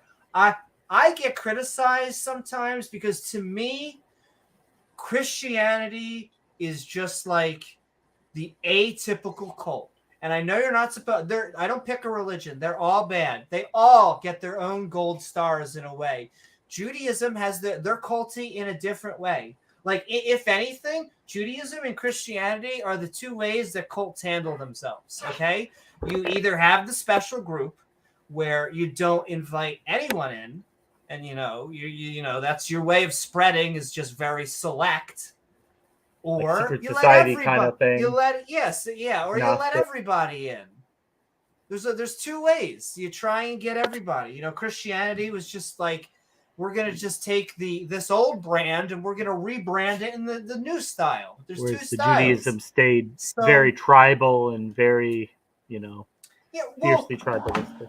I mean, the people who hate Jews will call them the tribe. That is Is that a word they tribe. use? I wasn't trying to use it in that word. I just no. It just seems very tribal. Can I tell you that I did? You weren't. You were not, and there's a reason for that. You know, it has its you can see that it came out of a very tribal mindset. I mean, these were people. These were Iron Age goat herders. And it wasn't just them. Tribalism was a feature of the region. It's just they kind of stayed stuck in that mentality that, and it worked for them to keep themselves independent, to avoid intermingling with other people, to keep their culture, separate and sacrosanct. Yes, and now I feel bad. I wasn't even suggesting. No, I just can't help it because I've been fighting in Pole and let's say Pole adjacent servers. Sending love out there. The What's tribe. up, Bobhead? You know who else they call the Cleveland Indians? Fans call their. Are they still the tribe. Cleveland Indians? I don't know. I don't know. Oh, sure. I'm sure. Washington Commanders now. But it's just, but to go the opposite direction, I view Christians as the atypical blood cult. Very eclectic and ecumenical. Bring everybody in. And it is a ritual human sacrifice. Like you don't know how much it is a ritual human sacrifice, I feel, until you've left Christianity. And then you're like, oh, we were worshiping like the murder of a guy. And like that giving us powers and gifts. But he was kind of God and kind of man at the same time. Well, yeah, and he was perfect. That like the sacrifice was a super nice guy. Like we killed Ned Flanders, so that like kind of makes up for it. No. But it's like better than Ned Flanders. It's like Ned Flanders is an asshole compared to this guy. This guy is the greatest guy ever. But just to illustrate how much of a cult it is, that if someone were to come to you and they were like, listen, we have found a way to get rid of all of the bad deeds that we've previously done, all of the bad deeds that we're previously going to do. We have found a way to appease our God. And you're like, great, holy shit, what do we have to do? And you're like, well, here's the thing. We have Steve. And the thing about Steve is he's super nice. Like he will help you on weekends. He's there for you. Back for you. Take the shirt when your kids need math tutoring. He is there, and so we love Steve. And so we figured out what we're going to do. That time your brother died, and he rose him from the dead. Well, Steve brought him back to life. Steve has all these magical powers. He was shooting apparently loaves and fishes out of orifices. We don't know which orifices they came out of. But the point is, Steve is so amazing, and we figured it out. We're going to kill Steve. And you see, once we stab a Steve, or maybe, just hang him up by his hands and let him bleed out. Once that occurs and, he has like 72 hours of, good old decomposition, marination. He's going to come back from the dead and rise so that he may ascend as king above us. And that way, all of our bad deeds no longer count. And if you just heard all of that, and they are like gathering Steve, and they're about to hang him up, all I have to say is, those are the supervillains. This is probably a Jordan Peele movie, and run. And don't drink the Kool-Aid if they offer you any. Don't drink the Kool-Aid. Yes, exactly. I don't understand. It's such a cult. It's such a cult that I don't have a better example. Like the only better example that you could give me would be a bunch of Christians killing themselves. Like members of the cult being culty would be the only way to like out cult the cult, which once again like kind of proves my point. Yes, exactly. So it's the People's Temple, which was ostensibly kind of Christian in a way, I guess. Oh, my lordy. But yes, let's go back into modern Christianity. Is it Christianity at all? And I assume this video was inspired by Christianity. Was that man butt inspired by Christianity? Yeah. So let me just say, it's not a bad look. Yeah. I'm not hating. It is a little douchey. Nonetheless, it's not bad looking. Okay. Yeah. It's not too much going on here. We got a little man bun. There's nothing wrong with it. Nothing wrong. The speed of plaid. Once again, I don't think that is what his problem is, or what inspired modern Christianity isn't Christianity at all. Is that either a big shofar ram's horn, or is that a whale penis on the wall behind Oh him? my! I think it's a ram's horn. Ram's horn, yeah. Yeah. But then as the dream progressed, things began to change. Once again, we're talking about dreams. Oh, also, we're going to get a sound thing. I completely forgot. I should have said. For all of this, we're going to get a sound. No, because he used music. I saw it in his thing. And I'm like, can I mute this shit? And so we don't get the sound thing. But we can't because his voice is mixed in with the music. As in, he's using... I don't think it's copyrighted, but it's like someone's music who has been uploaded onto YouTube. And so YouTube, like, links it. Now, so hopefully if it just links it, you can't. But hey, if it just links it and doesn't do anything, then sounds fun. We love to support other YouTube channels. Suddenly, we were no longer watching a play, but we were at a normal modern day worship service. The early church. So if you just joined us, or if you've been listening, his dream started where he was in olden days, and early church, the old church, the early church, and it was so. This sounds like when people describe the 1950s. It was just so amazing. Just everything going on was exactly like Jesus. All the magic. They were doing Penn and Teller were there, bringing people back from the dead, healing the sick. It's fantastic, but giving crap for $1 money. Yeah, exactly. But now we are about to be heading into the modern church. Well, we're still dreaming, but apparently his dreams have seen changes. On stage was gone, and they were replaced by a band, and everyone in the audience stood up and began singing. And it was like songs. Not even a good band. It was like one of the startup bands where the bassist is still trying to get his groove on. The lyricist kind of like goes a little like bit too high over any note. Badass bands like that. Playing birthday parties and shit. I was in the audience, but instead of joining them and singing these worship songs, I began to pray. And as I began to pray, I began to cry. I began to feel this deep emotional pain that I can't even begin to describe. But let's describe it anyway. It was like someone I knew had died. It was like I had been betrayed. And as I began to feel more and more pain, I fell to my knees, I put my head to the ground, and I began to sob. And I was heaving through sobs, trying to catch my breath, and the pain was just so intense. The blue balls really were. And then I heard someone to my left say, "Is everything okay?" No. Once again, I don't want to spoil it for you. Because let me just, ladies and gentlemen, who knows why this video was made? Why people could guess, archaeologists might, but I mean, could it be? And I heard someone on my right say, "His wife just left him." Now, what? If you think that is his wife, in reality, no, it's a metaphor. It's a metaphor, definitely. It's a metaphor. Yeah. I just want you to remember, ladies and gentlemen, that God loves you. Jesus is the Son of God. And you're a bitch, Vanessa. You fucking wingle. And then I woke up.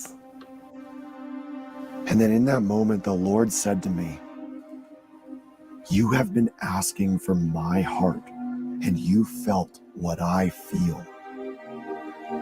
My bride has abandoned me." If you guys need a little bit of context on that, so the church in the New Testament is referred to as the bride of Christ. Sometimes it's referred to as the body of Christ. Sometimes it's the bride of Christ. It depends on who's writing and when, but it's the bride of Christ, the bridegroom. And he's saying, "Oh, they don't worship me properly anymore. It's like my wife just left me. Like I set up this church to worship me properly, and they don't do that anymore. Even though, I sent them the Holy Spirit that was supposed to teach them all things and tell them how to do things, but I guess the Holy Spirit didn't do his job. I don't know. Blame the Holy Spirit. But also sending love to Randolph Richardson, saying, I wrote something about dreaming, which is short and would fit this episode very well. Feel free to read it out here at www.randolphrichardson.com/health/dreaming.pl. Thank you so very much, Randolph. Now Randolph has his own website too. That's right, baby. /orange Though at least he's saying, like I said, at least when you go to randolphrichardson.com, you know it's Randolph Richardson it's not speaking instead of like this is definitely science.com/orange supersciency.com. Yes. But Maximum we're sending science. love. Maximally science. Yes, exactly. But yes, I can't help it, ladies and gentlemen. It just seems like there might be something on this guy's mind. But Christianity, sure. I'm sorry. What did you just say? My bride has abandoned me. I kept thinking about that dream and what he said. No, that's fine. We're gonna drink over here, but it was nice talking to you. What do you gotta do? Balls on chin. Balls on chin. Sending love also, anyone. It just seems like Christianity is not the theme here, but sure. All night long as I tried to fall back asleep, it kept swirling through my mind. Oh my dick. But I didn't really know what to do. Jesus swirls through I my mind remembered that too. dream for a few weeks, but as the weeks turned to months. Yo, I know. Yo, this is how the new prophets, or whatever the hell they want to call themselves, start to be. They have dreams, they have visions, and the great things about dreams and visions is they are malleable. You can change them. No one can falsify them. Yeah, you can interpret them.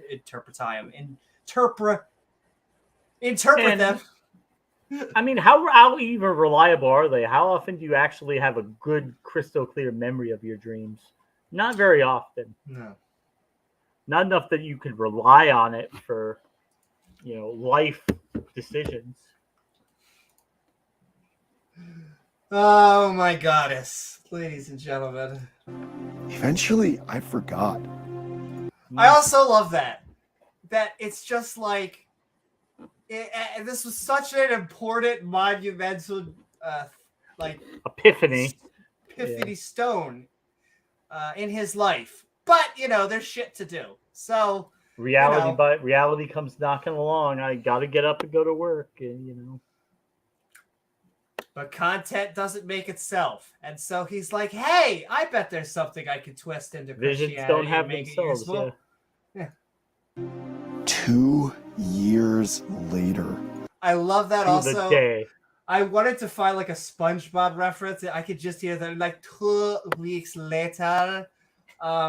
Like he's narrating. Not only do we now have different scenes, but the narrator has just like did a time warp for us. If you just watch Game of Thrones, time moves forward. Sometimes you just got to have a little bit of exposition to move us forward. So thank you, Axe Initiative. We don't have a montage. I know. Gotta have a montage. Yeah. There you go. Almost to the day. Almost to the day, but not to the day. Oh, no. Once not again, quite to the day, what does but that almost. even mean? Saw the exact same dream. I was in the same church, in the same auditorium, watching the same play. I saw the same early church on stage and the same people joining them as their numbers grew. I saw that same early church disappear and get replaced with the same modern church worship service. I get it. I hate modern church worship. I hate it all. But once again, it's like he is basically saying, wow, church music these days sucks. I would agree with him. Cool. Yeah, but I don't really get what they did. If they stopped playing church music, did they go back to exorcisms? Like, is that what's holding them back right now from, actually being able to raise the dead? Well, Yeah, that's what I mean. I would love it if they stopped doing the bullshit worship songs and actually bring sick people up there and just heal the sick and perform exorcisms and raise the dead. Yeah, that Exactly. would And the only thing that would holding help them recruiting. back, I'm pretty sure, is Christian rock and roll. That is the only thing holding them back, ladies and gentlemen. Which I understand. I'm completely sympathetic. I heard the same songs being sung. Also, ironically, a dude who looks completely like he sings Christian rock and roll. But we'll put that like to the side. We'll put that to the side along with his man bun. And I felt the same emotional pain. I heard the same person to my left say, "Are you okay?" And the same person to my right say, "His wife just left him." Once again, ladies and gentlemen, I don't know what it is. I just feel like it's Christianity, and just something else. I can't quite trying to put my finger on what is on his mind, and yet it's probably alimony. Just kidding. I also like, once again, not spoiler warning, but like he just puts a cherry. We do have to finish it because like 449 or whatever is just fantastic. Like if you had any guesses for what was on this dude's mind. Also, once again, sending love, because who knows what this guy actually was going through? Who knows the sides? Who knows if he, I don't want to take part in any battle between you, but it just seems like you might have something else on your mind between modern Christianity. Isn't Christianity at all?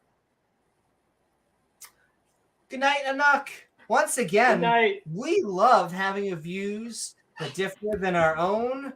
Like, it was great having you disagree with us. We'll keep on saying it over and over again. We wish you come on back anytime. Come on to Team Skeptic. You may view yourself as a skeptic, so maybe you're already there. But once again, come back and disagree with us anytime, like Randolph says.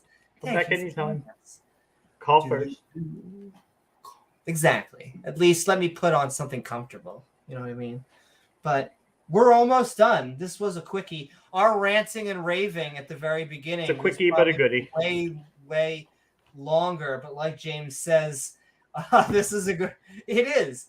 I mean, it's a mix of dreams and like a giant helping of confirmation, emotional bias, like just streaming it. It's never something good happen and then Jesus. Like I got a birthday cake and I was like, shit. It all makes sense now. This cake is so amazing that God has to exist. No, it is this shit. I might agree with that. I know. Maybe they win us over. It's never. Once again, it's better than death. Layer some bacon on that Eddie cake. Izzard out there. Love that over death. Put the bacon on that cake. But this time, I knew what was happening. I remembered the dream. It all came back to me. Ah, yes, it's all coming back to me now. All coming back to me. I remember this from my days at the Sûreté Police Academy. And I remembered what the Lord had said to me. Oh, you did now? And then I woke up. I forgot for a sec, but now I remember. This time. And I want you guys to feel that cherry. Like if I haven't sold you guys enough on what is on his mind. When I woke up, the Lord said, "Tell my people how they have committed adultery." Huh. That's odd. Adultery's on his mind. That just seems out of nowhere. That's the message that God wants to send. Don't have a cheating they consider spouse. It spiritual adultery. And the church is cheating by mingling these traditions of God with the traditions of man, and it's idolatry, and it's let my people. He wants to say, "Let my people go." Vanessa, Jesus, God. At least can I get my truck? I mean, it's my truck. You don't drive the truck. God. I just can't help it. Like, it just seemed like something was on his mind. I can't, once again, put my finger on it. but it seems like Christianity was kind of like the secondary thing to tonight's topic. But, you know, I should have put adultery in like the hashtags. Spiritual adultery. Yes, along with anal. But with that was the opposing view, I guess. That was modern Christianity isn't Christianity at all. Then it just goes to him hawking his channel. Axe Initiative, ladies and gentlemen. There you go. Find it. Good. No, really. He ends on that note. He literally ends on, God wants to tell you all not to my wife. All right, we get it. We get it. Jesus, literally. Jesus. Anyway, Jesus. We're about to go into the open mic. Oh my, Christians are funny. We're sending so much love. Definitely. A guy came back from the dead. We made not it. Not one of our longest videos. Now there is like a 45-minute version of that. If you want to subject yourself to it, you could knock yourself out on Axe Initiative and have a good old time with that. Yes, Bird, you heard. Oh gosh, okay, Bird, you heard anal. You've excited Bird now. Yeah, oh my! Never seen Bird this fired up. Yes, and when you gotta eat, when you're a vegetarian, sometimes you gotta get that extra nut protein so that you can get an extra nut in a. What were we talking about? Oh my! This is definitely work safe. I don't know what you're talking about. We love you, TOS gods, for you give us all the love in the world. But yes, that was modern Christianity isn't Christianity at all, and I'm not sure we're sold. I think the No True Scotsman still stands. Oh, I mean, there is a lot different today in the church, but I mean, that's with the times. There's a lot different in everything. Yeah, no, it makes sense. They use that as an insult. I think atheists just say that's a fact. Like, yes, because we know that it was a created thing that took hundreds of years to... you don't use a book from probably older than hundreds of years ago. It's English. To be clear, so there were no people being raised from the dead. There were no people being healed. There were no legitimate exorcisms taking place at these early church services. It was probably a lot more mundane and, yeah. James, I was all ready. I had my spell book here. It's ready to go. Raise people from the dead. It's great. This is volume 2, I think. But, yeah, probably not. Woo-hoo. And all right, with that, I think, we're going to open it up to the open mic, or at least we're going to send it out there. If you'd like to send us all the wisdom about you've just experienced or the topic itself, especially if you're a creationist. I feel bad. We had our one creationist guy going back and forth, but maybe more will come. Also, that's what she said. How long is it going to last? I mean, it depends on how many people we get on and how the conversation's going. We don't really have like a set time. Preferably, I like to start doing outros by 3 to 3:20. We're at 2:20. It always goes Amy time, and they tend to go last 5 hours. Nonetheless, let's get people on so they can do that. So I'm sending the StreamYard. Exactly. It sends it everywhere but Twitter. You cannot tweet when I do my multi thing. Because, it shows you. I can do it in Facebook. You can see it in the YouTubes. You can see it in the Twitch-osphere. But, yes, you can see us if we are on Twitter, though, live. Hi. But come join us in the open mic while we're talking about modern Christianity isn't Christianity at all. And we already have Beamsy. Oh my God, that is so adorable. Or why is it always your God? Yes, I can't help it. I love kitties. But Beamsy's already backstage, which means it's a one and done thing. We're about to move on to the open mic. It's about. Well, here we go. But we get the feeling he's about to be really sane and reasonable. And so we want young Earth creationists to come join us too. On the water's fine. Where's John Maddox? He was just in the chat a few minutes ago. That's right. He was being so little. Miranda says, spelling bee or bewitched? Amy Newman's book looks like it's bound to help us decide. Oh, thank you, Randolph Richardson, with his hashtag puns, which I can't help. I will play each and every dad joke that I can find. He is known for spamming those, isn't he? Yeah, Bird, where is he? He was just in here like an hour ago, maybe. Yes, his totally real account. I mean, the picture was him. Just another skeptic, but would have loved to jumped on if I wasn't at work. James, we are just sending you love and hope that you're having a good time at work. But with that, we are going to bring in Aunt Movind. We are going to bring in Beamsy because we are Midnight Ranting. That's right. On Modern Christianity Isn't Christianity at All. Keep on tagging us, though, Fake at Christians. James W., at Amy Newman. That's right. Do you believe there are real and fake Christians? Come tell us as we move into our open mic.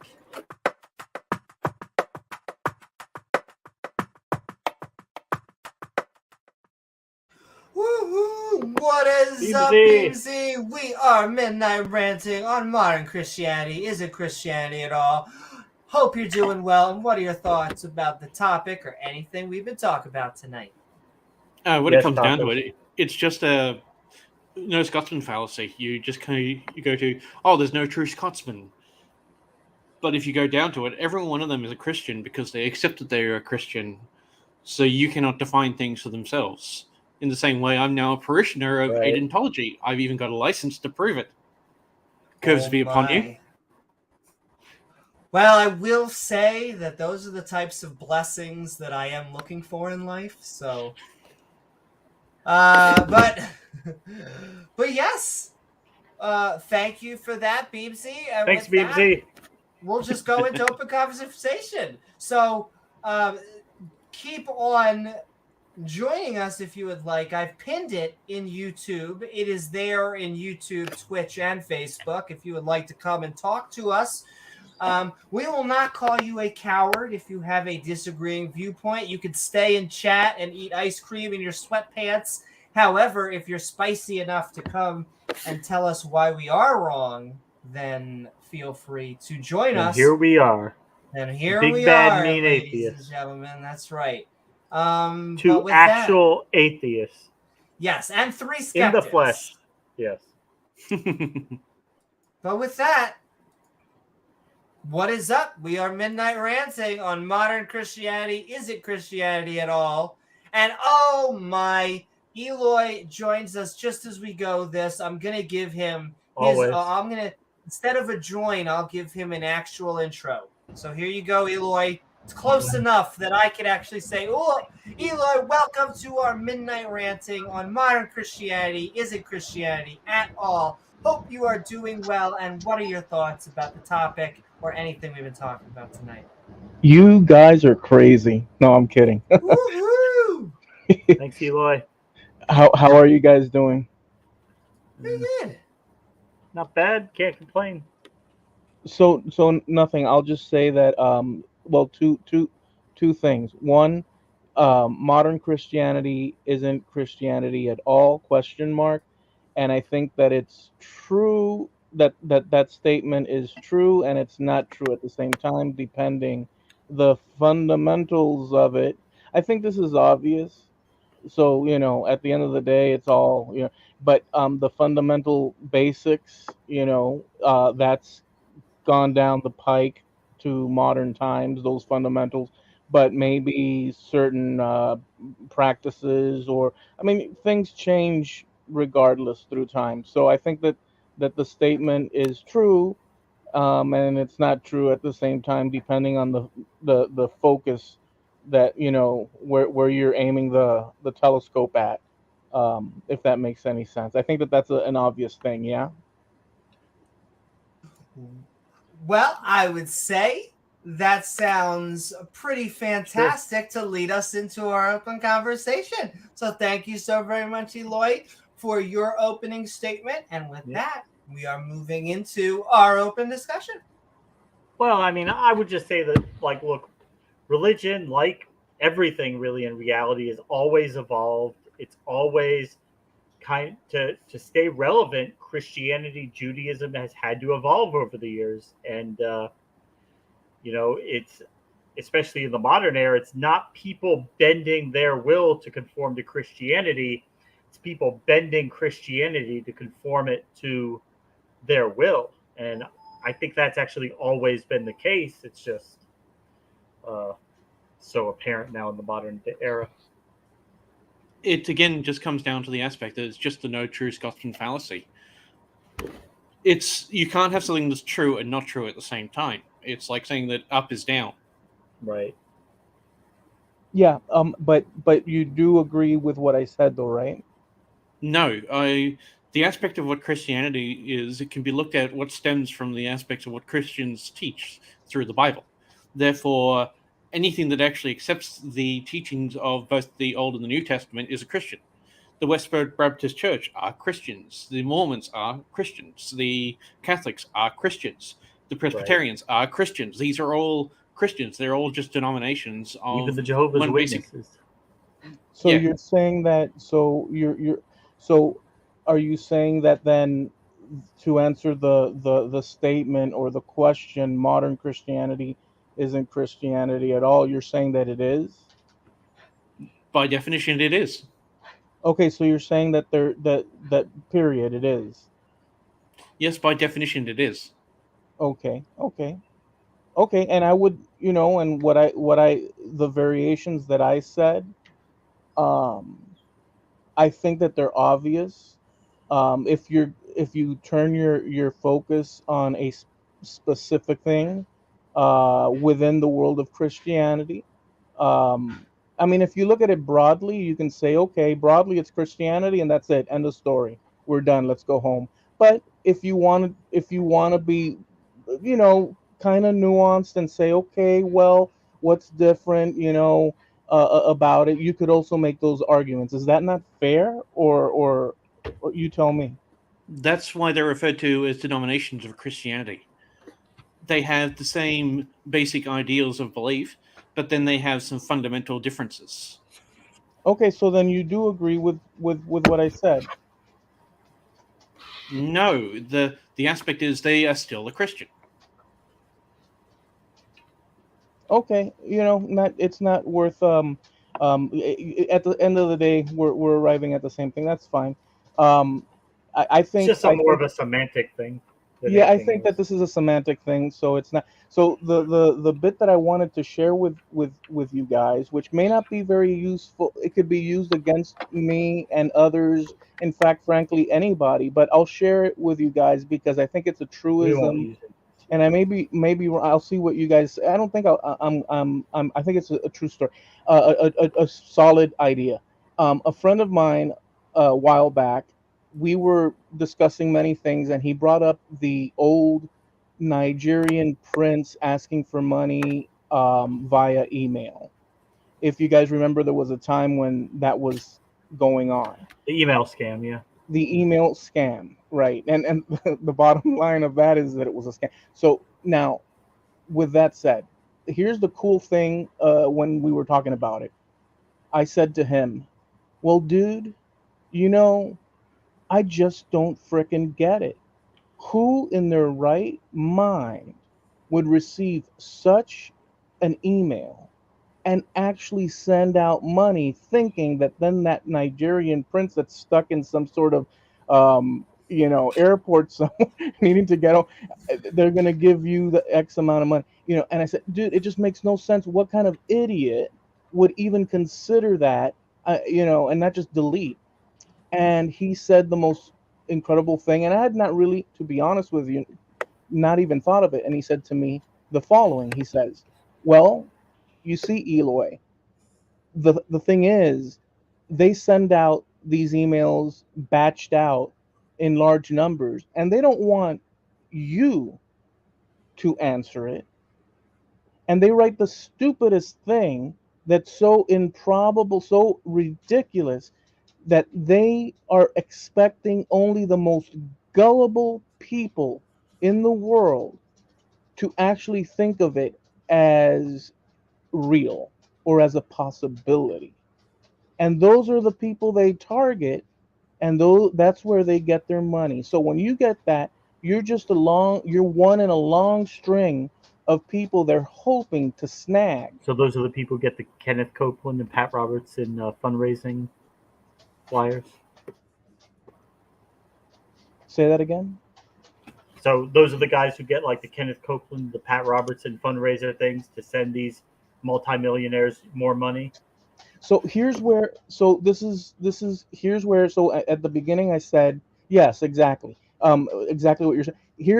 Here's where what I said at the beginning, that this could be used for any number of things. You immediately gravitated, since this is the topic anyhow, but you immediately grabbed it and said, well, wait a second, this matches perfectly. So yes, so that notion fits perfectly, not only in this topic we're talking about, but if you've ever watched the news, which I'm sure all of you have, you will watch the news and you'll think to yourself, in some cases, maybe a lot of the time, how stupid are people to believe the crap that we're.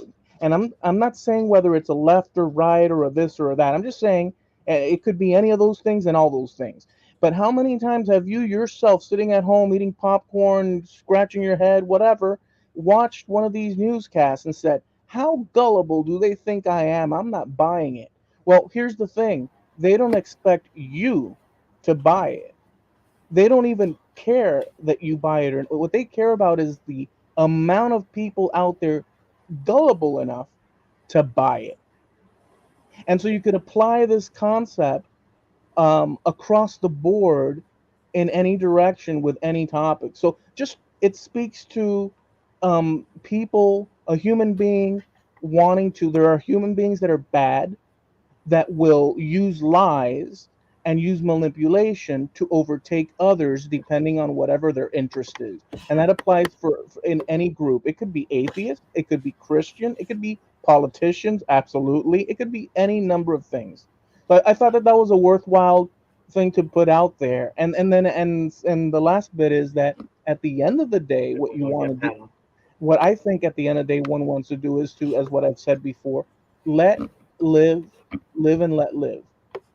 If somebody wants to believe in three purple dragons that lift them up to the highest peak, and then they're born from dragon eggs, and let them believe that, and forward and onward. So that's basically what I wanted to share. We can't force people to believe or not believe. We could just tell them our reasons, and if they want to listen to them, hey, we'll be happy to tell them. But we definitely can't force anybody to believe. But thank you, Eloy, and I think we'll get Pat on now. Well, I do just want to say one thing, and Pat can maybe I'm not sure if he knows anything about this at all, but I will say the interesting thing about Nigeria, the reason why those Nigerian princes and scams go on in that country specifically, or with that, is because Nigeria is one of the middle powers. They're actually one of the stronger countries within Africa, and so it's easy to point it at that direction where you could actually have someone giving you money or prosper from that country, very specifically Nigeria, because they are a middle. I hate using middle level. They are gaining in infrastructure and technology. I know that sounds random, but ladies and gentlemen, Nigeria. But yes, Midnight Ranting, we are talking modern Christianity is not Christianity at all. Pat Lowinger, what is up? And welcome aboard, Pat. Well, thanks for having me, but if you say early Christianity 3 times in a row real fast, I appear. It's kind of like Beetlejuice. Is that a trick? We'll have to remember that for next time. Right. Oh yeah, Jena, awesome. No, but in a way, I agree. I think if you took a bunch of 2nd century Christians and put them next to a bunch of 21st century Christians, and you tried to have them talk to each other, let's not make language an issue, they would talk past each other. Like, they would not understand each other. They would not see each other. And it's not just about the modern transition in technology and these other things. Fundamentally, tenets of the faith, they'd look past each other. The first century Christians, second century Christians would look at particularly their modern analogs, and I think they'd not only be shocked, but they would immediately think that these people not only weren't Christians, but were like antichrists. Because Christianity today is defined by all these councils that hadn't taken place. Correct. Then, so yeah. I mean, I also think you could do that between the 2nd and the 6th century as well. But I also guarantee that 6th century Christians would look at modern Christians and largely not understand what's going on. Although I think between the 6th century and the 21st century, there'd be less gap than there would between, say, the 2nd and the 6th. What do you think would be the biggest differences? Like, what would be the Nicene Creed sticking point? The Nicene Creed. Yep. Trinity. The Trinity would be a really hard one to get. Yeah, as far as the formulation of the Trinity, the anti-communal nature of Christianity would be anathema. The fact that, again, early 2nd century, if we look at the texts that were floating around, like this stupid book called Acts or something, again, that would be problematic because that was a seminal projection of Christianity in the early 2nd century. Late 1st, but particularly early 2nd, when you start having the book of Acts talking about living in commonality, right? The early Christians were communalists. They were expected to give, they were expected to give all your stuff to the church to be administered by the church. Basically, when you became a Christian, particularly if you had stuff like land or, assets, there's several depictions, that you can look up on your own, where people came to the church and were expected to give all. And frankly, anybody, if you had kept a little bit back and you didn't give everything to the church, you could be damned and cursed to die. That happens to a married couple, by the way, who decide they're only going to give most of what they have to the church and keep a little bit back just in case, they need it personally. So it'd be like before somebody goes into like a monastery, they would do that. Like they would turn over all their land and property over to the monastery, and I guess they might sign a contract if they get kicked out or if they leave, what they get back or what they don't get back. But the idea was that you're turning over everything to them. Yeah, and it's when you start looking at what happens in the 3rd and in the 4th century, as Rome and Christianity gets more and more Romanized, one of the big things is, aristocratic Romans start saying, hey, this stuff about giving everything we have to the church, that just needs to stop. And there starts to become legislation. If you convert to Christianity, your parents don't have to give you your inheritance because you were just giving it to those damn Christians. And other things too, like putting off marriage. Not that celibacy was a mandatory thing, but many Christians for the priesthood, or no, I mean there's different regional phenomena going on, but some people believed abstaining from sex. We have the early, what we consider the early aesthetic movement. Not everybody did it, but Christians were expected to be both somber in their social outlook as well as their physical manifestation. So there were some Christians who just remained celibate, like took a vow of celibacy. Right. Because even Paul, I think, says that that's a preferable state if you can do it, but if you can't do that. So there were people that were looking at particularly like the book of Matthew, where Jesus says, it's better to be celibate. It's actually better to be castrated and celibate, right, than to be led astray. So people looked at both Paul and, supposedly Jesus in Matthew saying, look, it's, and some early Christians actually castrated themselves in the 2nd century. It was like Origen, for an example. He's, big church father, but when he was a young man in his early 20s, he castrated himself so he'd no longer be tempted by the flesh, so he could live a righteous and holy life and be closer to God. So again, these are things that like modern Christians, I can't think of a modern Christian today that would go around advocating castration in order to avoid temptations of the flesh.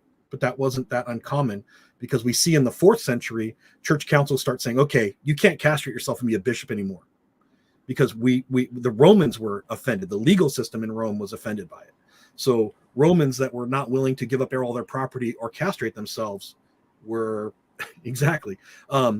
were pushing back against these earlier Christian, I wouldn't say norms, but somewhat relatively accepted practice.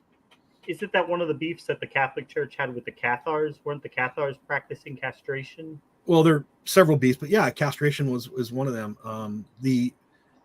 The early church, these church councils, by the way, a lot of people think that they're about moving towards orthodoxy. That's somewhat true, but they're also about moving into a Romanized form of religion. And people seem to forget that. Like bringing it back in by modern Christian standards, you'll know this theology.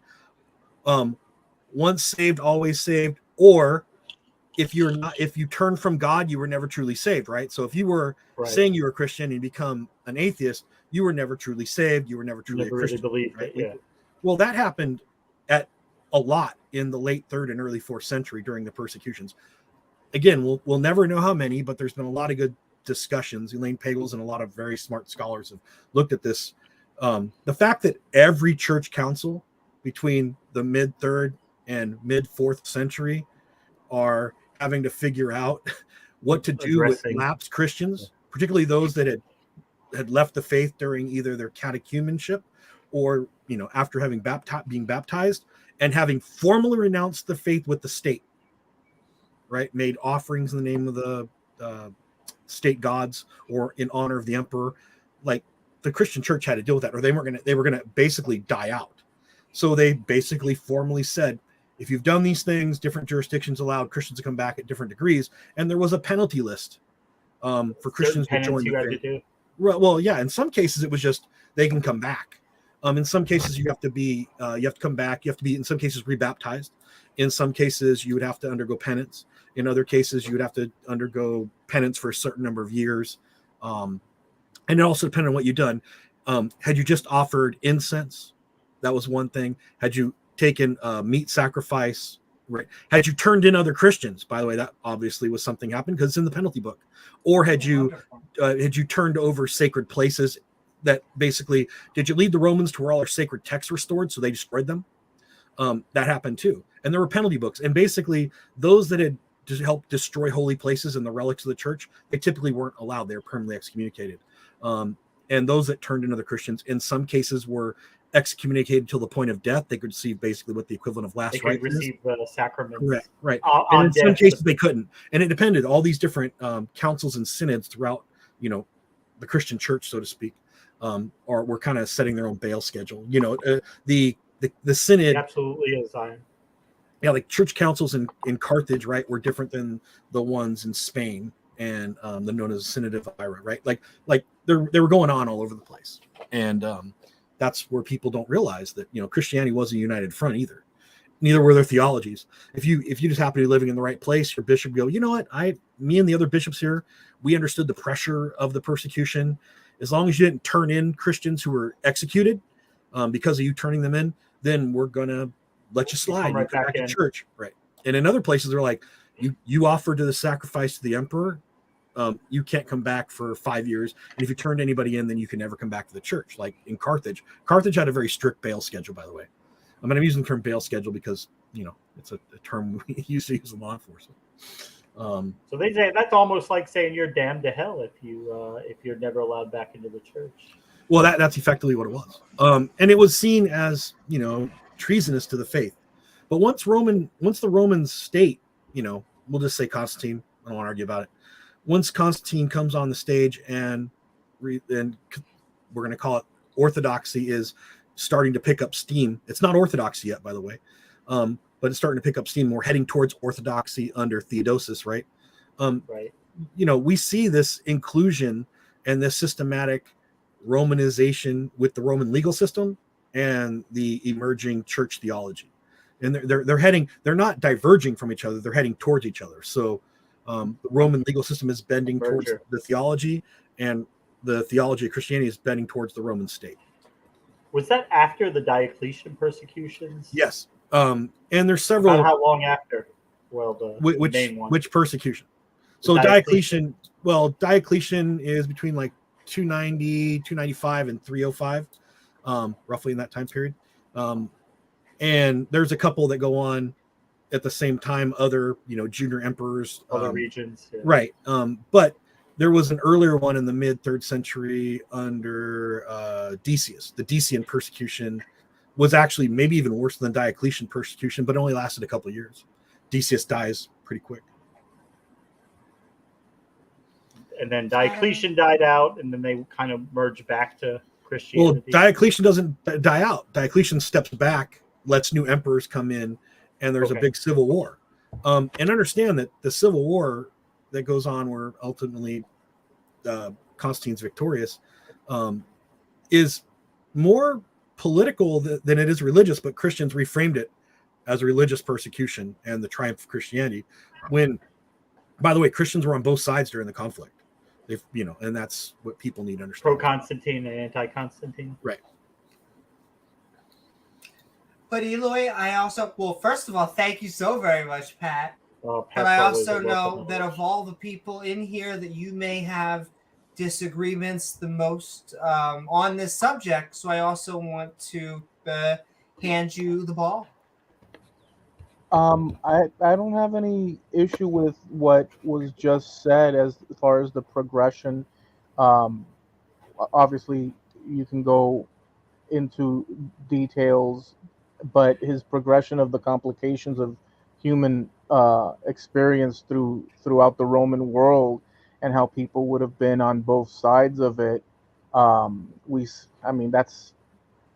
think that's completely. I haven't studied that.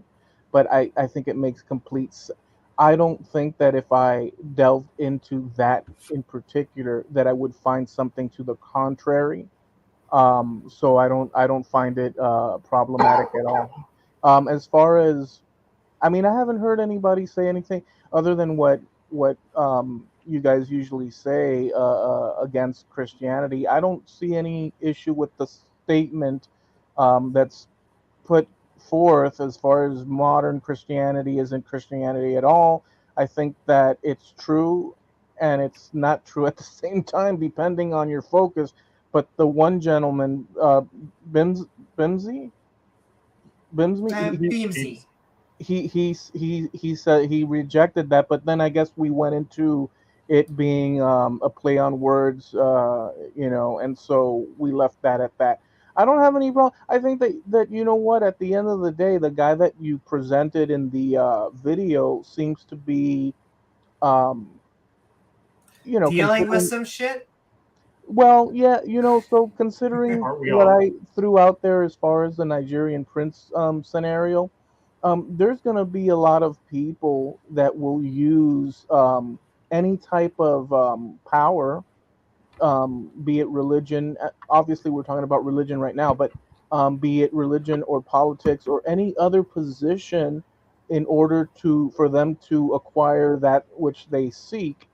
And religion is also part of that. So I see everything as a potential for a human being to corrupt it. You know what I'm saying? So I don't have a problem with the fact that things can be corrupted. As far as the innocence or the fantasy that you might use to describe people believing in Christianity, I don't have a problem with you believing that either, because at the end of the day, I'm going to go ahead and do what the heck I want, and I think that millions of people out there will do so. In other words, beyond you taking some sort of like weapon and pointing it at my head and saying, you do as I say, I have no objection,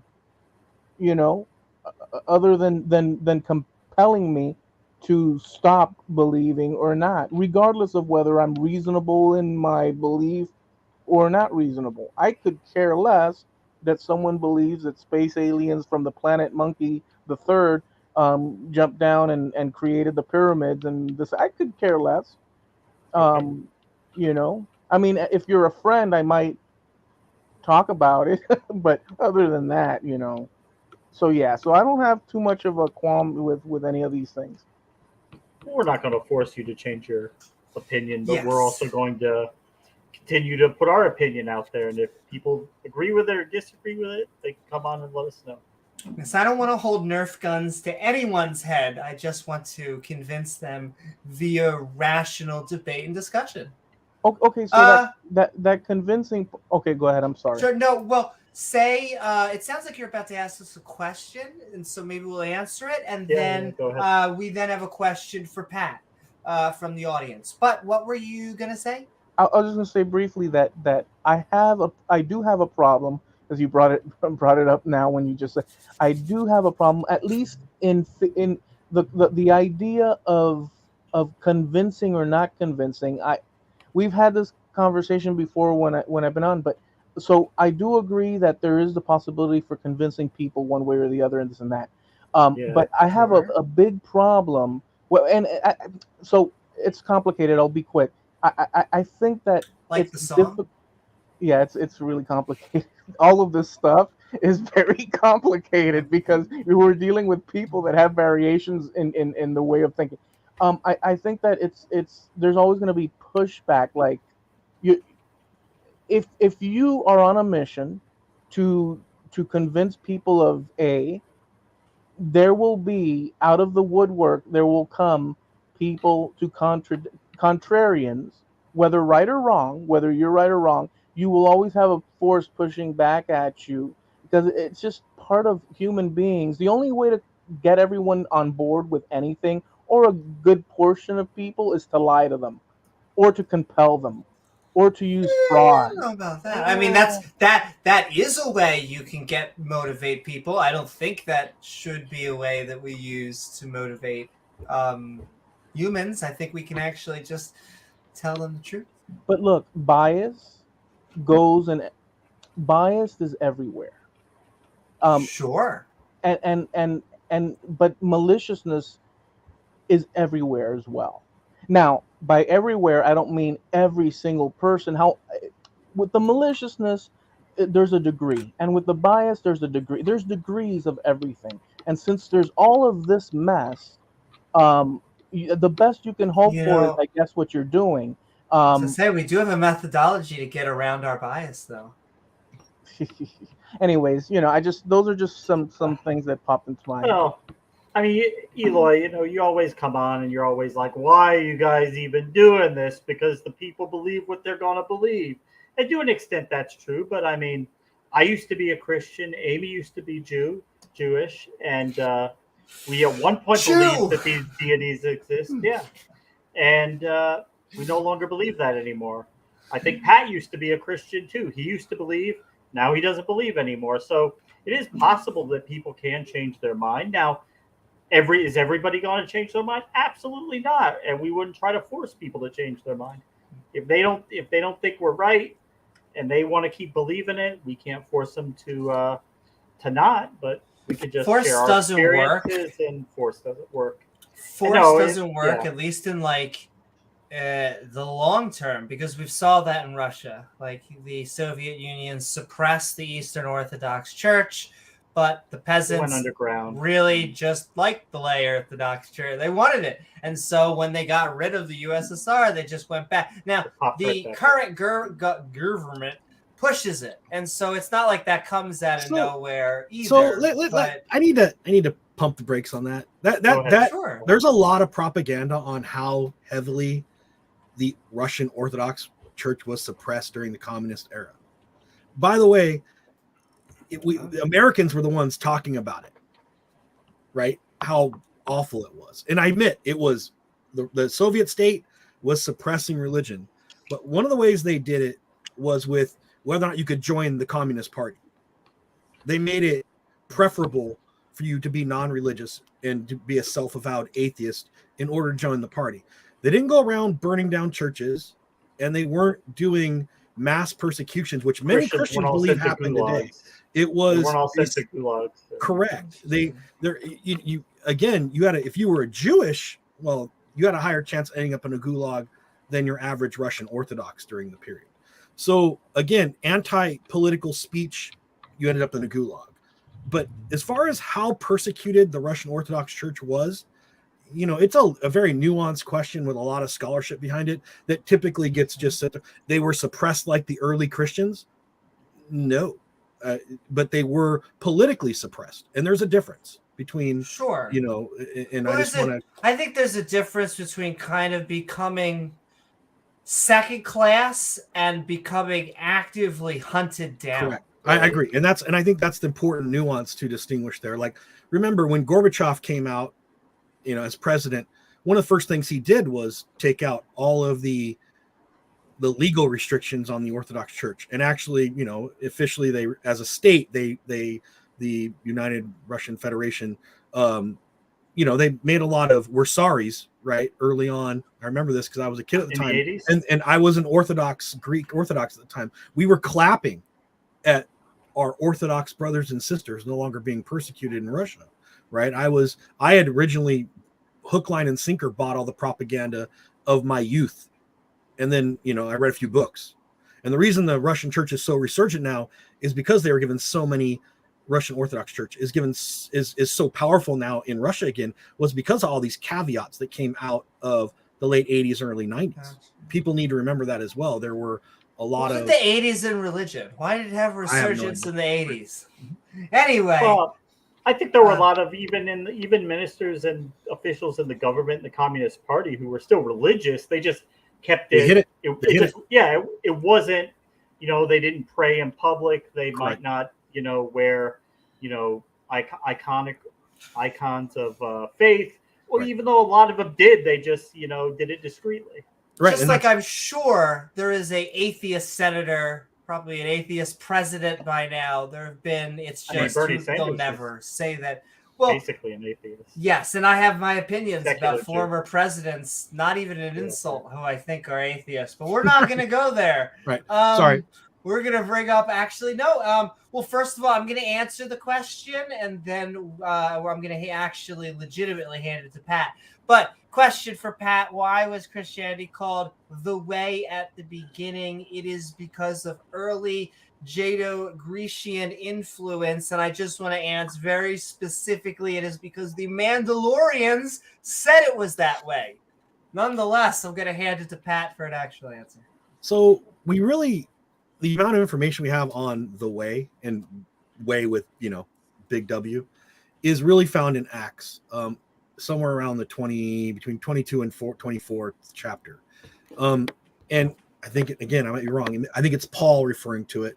Can't do this off the top of my head. But he basically makes a comment like, this is the way we live, and we follow the way, which may have been one particular sect of Christianity, but it was whatever, in a way that at least has it's projected in Acts, was this aesthetic, was seen as not only just a social movement, but it was also a philosophical and theological construct. And that's, I think people need to get, but we don't know a lot about what it actually meant. But yes, we do see it portrayed in Acts as a methodology of Christianity. Like, if you want to say, I'm a Christian, what do? Well, you practice the way, right? And the way was the lifestyle, the communal aspect, how you're going to approach having money. Well, by the way, you're not going to have any. Just hand it all over to the church and you'll be taken care of. But to be fair, it does appear that this is part of the reason Christians were so good at recruiting. Christian churches were able to support a fairly large body of people because they did live and act communally. And even the rich, affluent people that were joining the churches, again, they turned their homes into churches. They, were expected to be paying for all of the care and maintenance of not just the church itself, but the congregation that was there as well. These people were hardcore. They weren't like just go Sunday morning and that's it. Yeah. There is no prosperity gospel in the early Christian church at all. Like that would be a death sentence in many ways if you follow. They actually believed it, what the Bible said. Yeah. And I just have to, I can't but address this. I can't tell, James, if he was listening in and he will, and he just did this by purpose, or like, look at this. Like, remember we were talking about this? That word? Yeah. There you go. There you go. It's like an actual example. Like, I used it earlier in the podcast that this is the way they talk. Yes. Well, first of all, I love that because anytime someone says that, all I can think of, in a dark desert highway, cool wind in my hair. No, I think you actually can leave. It is not Hotel California. I know the Jews and the people who dislike Jews think that you can't leave. Those are the two groups. Actually, there's a third group, Muslims. Okay, there's three groups that care about Jews. They're the only three groups that care about Jews. Jews, people that dislike Jews, and Muslims who may not be. So everyone else, they're like, we don't care. You caught.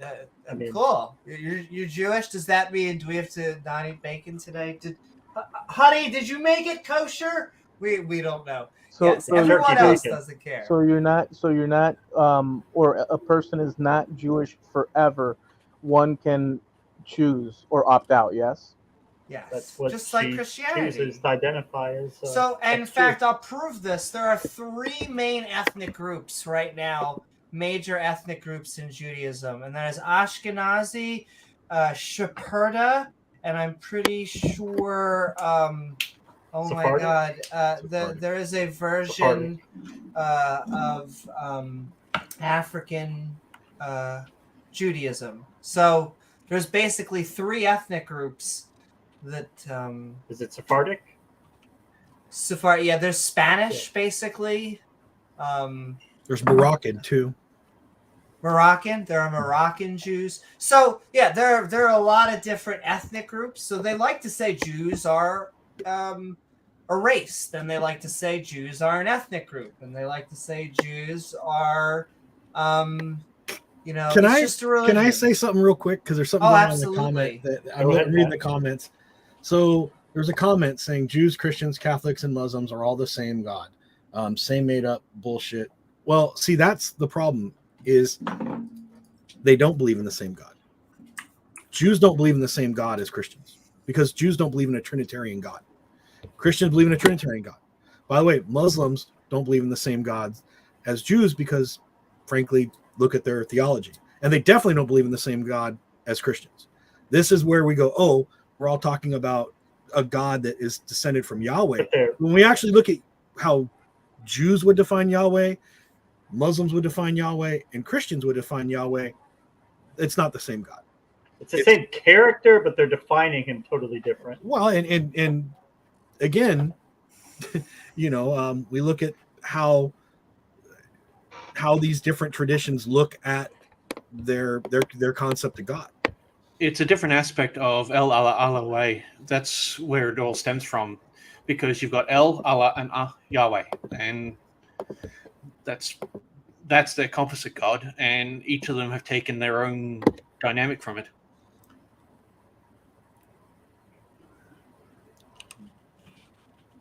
And welcome. I will say welcome, Soda King. Welcome, Dracif. Welcome, everyone in the Twitchosphere. Feel free to join us on StreamYard or keep listening and just talk and chat. It's an unusual question. But I will say, are you? And yes, I was typing, but I will say. So we have 3 atheists, a pagan, and a Christian on right now. We did watch a Christian viewpoint on the subject, kind of like in the middle of the stream. Yeah, we are about to get I'm Bipolar into the stream, and we'll probably go for like 20 more minutes, and then we'll do outros. It has been a lot of fun, though. We are midnight ranting, in fact, on modern Christianity isn't Christianity at all. Hello. What is up? I'm Bipolar. That's right. We are midnight ranting on modern Christianity isn't Christianity at all. Hope you're doing well. And what are your thoughts about the topic or anything we've been talking about So today? I just showed up, so I'm kind of just getting into it. So the question is modern Christianity real Christianity, right? Indeed. So I guess my thoughts are I was raised Catholic, right? I'm not a Christian anymore, but I mean, I like what are some of the points that y'all brought up already? I just kind of tuned in. The evolution well- of religion. The premise of the video was comparing like modern Christianity to a dream that somebody supposedly had of the early Christian church, and Jesus giving him a message that he liked the early church, but he didn't feel that the current church was worshiping him properly. He didn't like what they were doing, and it felt like his bride. Wait, Jesus had left himself? Jesus himself? According to the video that we watched, yes. Okay. I have a good video, I think, about this here. I don't know if you can see this. 1 second. So I will say, if you're gonna send us a video, No, it's just like a quick clip. I'm just gonna show on my phone. So, oh, that's just that. Okay, but we're not gonna kick him because I want him to stay because I like that because this is a good time. We want to support sex workers. We want to support people in porn, and so someone said he was about to Pornhub us or whatever, or porn thing, but we are a politically incorrect stream. We think porn is fucking awesome. We support it. You should be watching it. We don't care what's in your browser history. We don't want to kink shame nobody. But So we'll keep him out here. We'll make him leave if he wants to join. He can join us back, but we don't kick people. We're about to bring in Mark Harlow, so he'll have to do that himself. I love you. I'm bipolar. You'll have to leave yourself. Or you could just tell us and we'll bring you back on or something if you have something to say. But because we want to keep, I know Jena's like, well then, I know, especially since it has to be. Who knows if it's even good stuff? I mean, who knows what he's into? But not shaming though. We all got our thing, right? We all like to smack someone on the ass. Wait, where's our whip? Yeah, but you see how people are though. I mean, he's like a random stream. I know. Yeah, it's but the internet. That just goes to show in this world of so many different types of ways of what? No, we would never do that. What are we doing? Okay. I'm sorry. I think that was a jerk thing to do, considering that we're on YouTube and there's certain things, and so that just goes to show there's a little bit of everything out there, and so yeah, jerk off thing to do. But ladies and this gentlemen, is not going to be a recurrent thing that he's going to be able to do. Well, I mean, yeah, I guess he's just messing around. He won't do. That's funny. He says he won't do it again. That means. That means probably he will do it again. But give me a second and we'll get because I don't want you to mess up Mike Marlowe's opening statement. And so after Mike Marlowe, I'll give you one more chance, and then that's it. Not against porn. Can't help it. I've been in porn. I've done porn. Everyone's seen our affinity for porn has nothing to do with but also yes, exactly. We do serve the TOS gods who allow us to be politically incorrect. We could say that 7-Eleven is a part-time job because we're calling out the conspiracy theorists for being a little bit stupid.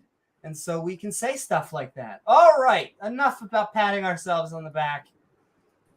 Mike Marlowe, we are Midnight Ranting. We are talking about Martin Christianity. You guys are talking a lot about porn. That was crazy. I know. Look, sometimes you said you've participated in pornography. Oh my God. Well, it depends. We tend to have. I consistently have a boy toy under my desk going at me at all times. So I don't mind what you're doing as long as you're coherent and you don't break any of the rules. You're getting sucked off during the stream. 100%. Gavin likes to go to town. He doesn't like pants, but he works his mouth like a dream. If you're into that kind of thing.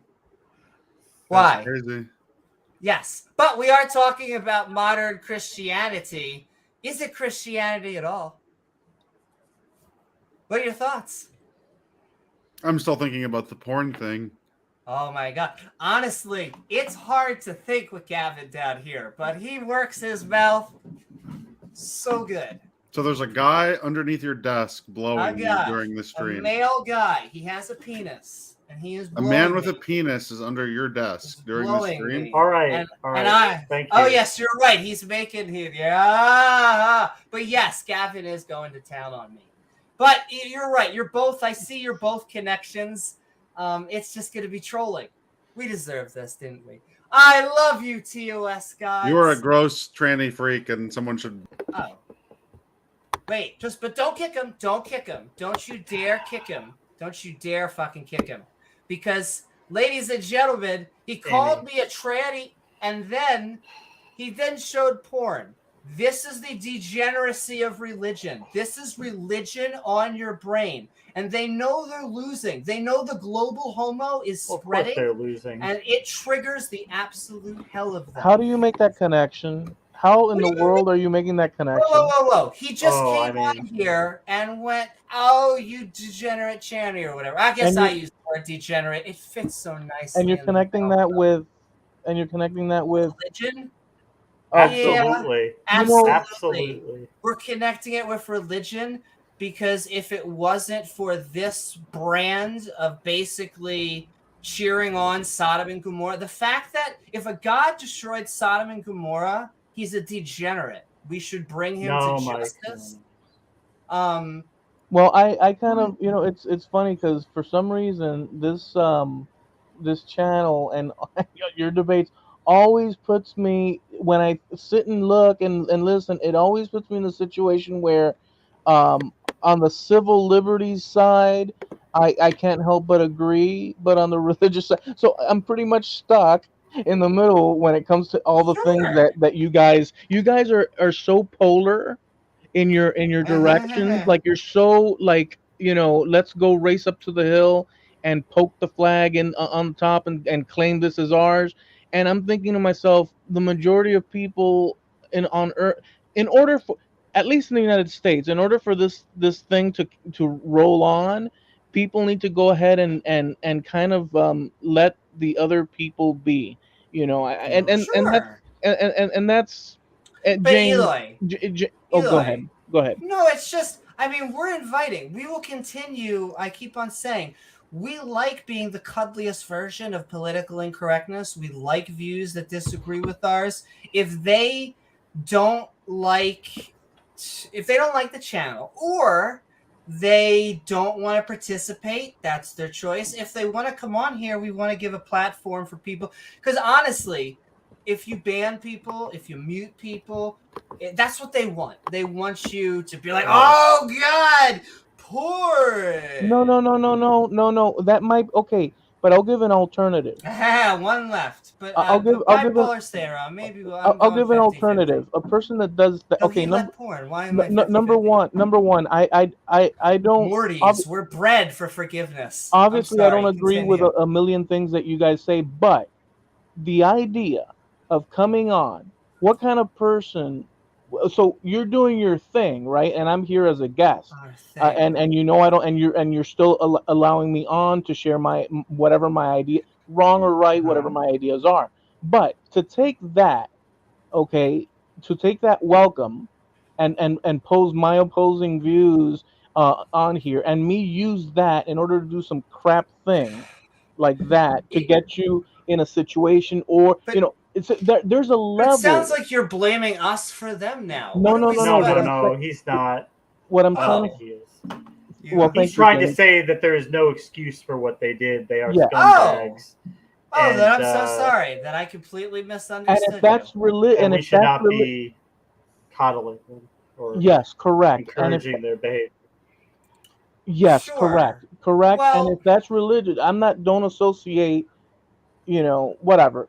My point is that is a jerk off thing that these people did, it is. and it's not. I mean, it's don't associate everybody and religion with that. Although you could do it if you choose, but I don't think that that's fair either. Sure. Well, and let me just say, I mean, in fairness, I'm not trying to say that these are the ambassadors of religion. I do not think these guys are apologists. So yes, these are not They're the just William triggered Lane by Craigs coming into our channel. What's that, Amy? You want me to go back to Iron Charity's question on can that's Pat true. explain asceticism and early Greek thinking and how it It's influenced almost all religious thinking of that era? I'd be happy to. So asceticism actually has two traditions in the centuries before what we're going to call the Common Era, right? So Greek philosophical asceticism, basically eat right, eat modestly, don't have excess in things, moderation in all things, would be one form of asceticism. Getting away from meat. Sometimes vegetarianism was common among various philosophical schools in ancient Greek thought. But that also, there was a component in, we'll call it religious theology of the period. There were aesthetic communities that were religiously based. Now, sometimes the philosophical aesthetics and the theological aesthetics had shared overlap. And we see quite a bit of that growing out of the 2nd, 3rd, and 4th century in the Christian movement. A lot of the early Christian thinkers were both philosophically and theologically aesthetic. And they believed in that form of honing their mind in order to have a higher living, get closer to the truth, whether that truth was philosophical truth or religious truth. And for those that were theologians, oftenly they blended those two traditions together. So that's hopefully answering Chericher's question. That's it. Okay. I can't help myself.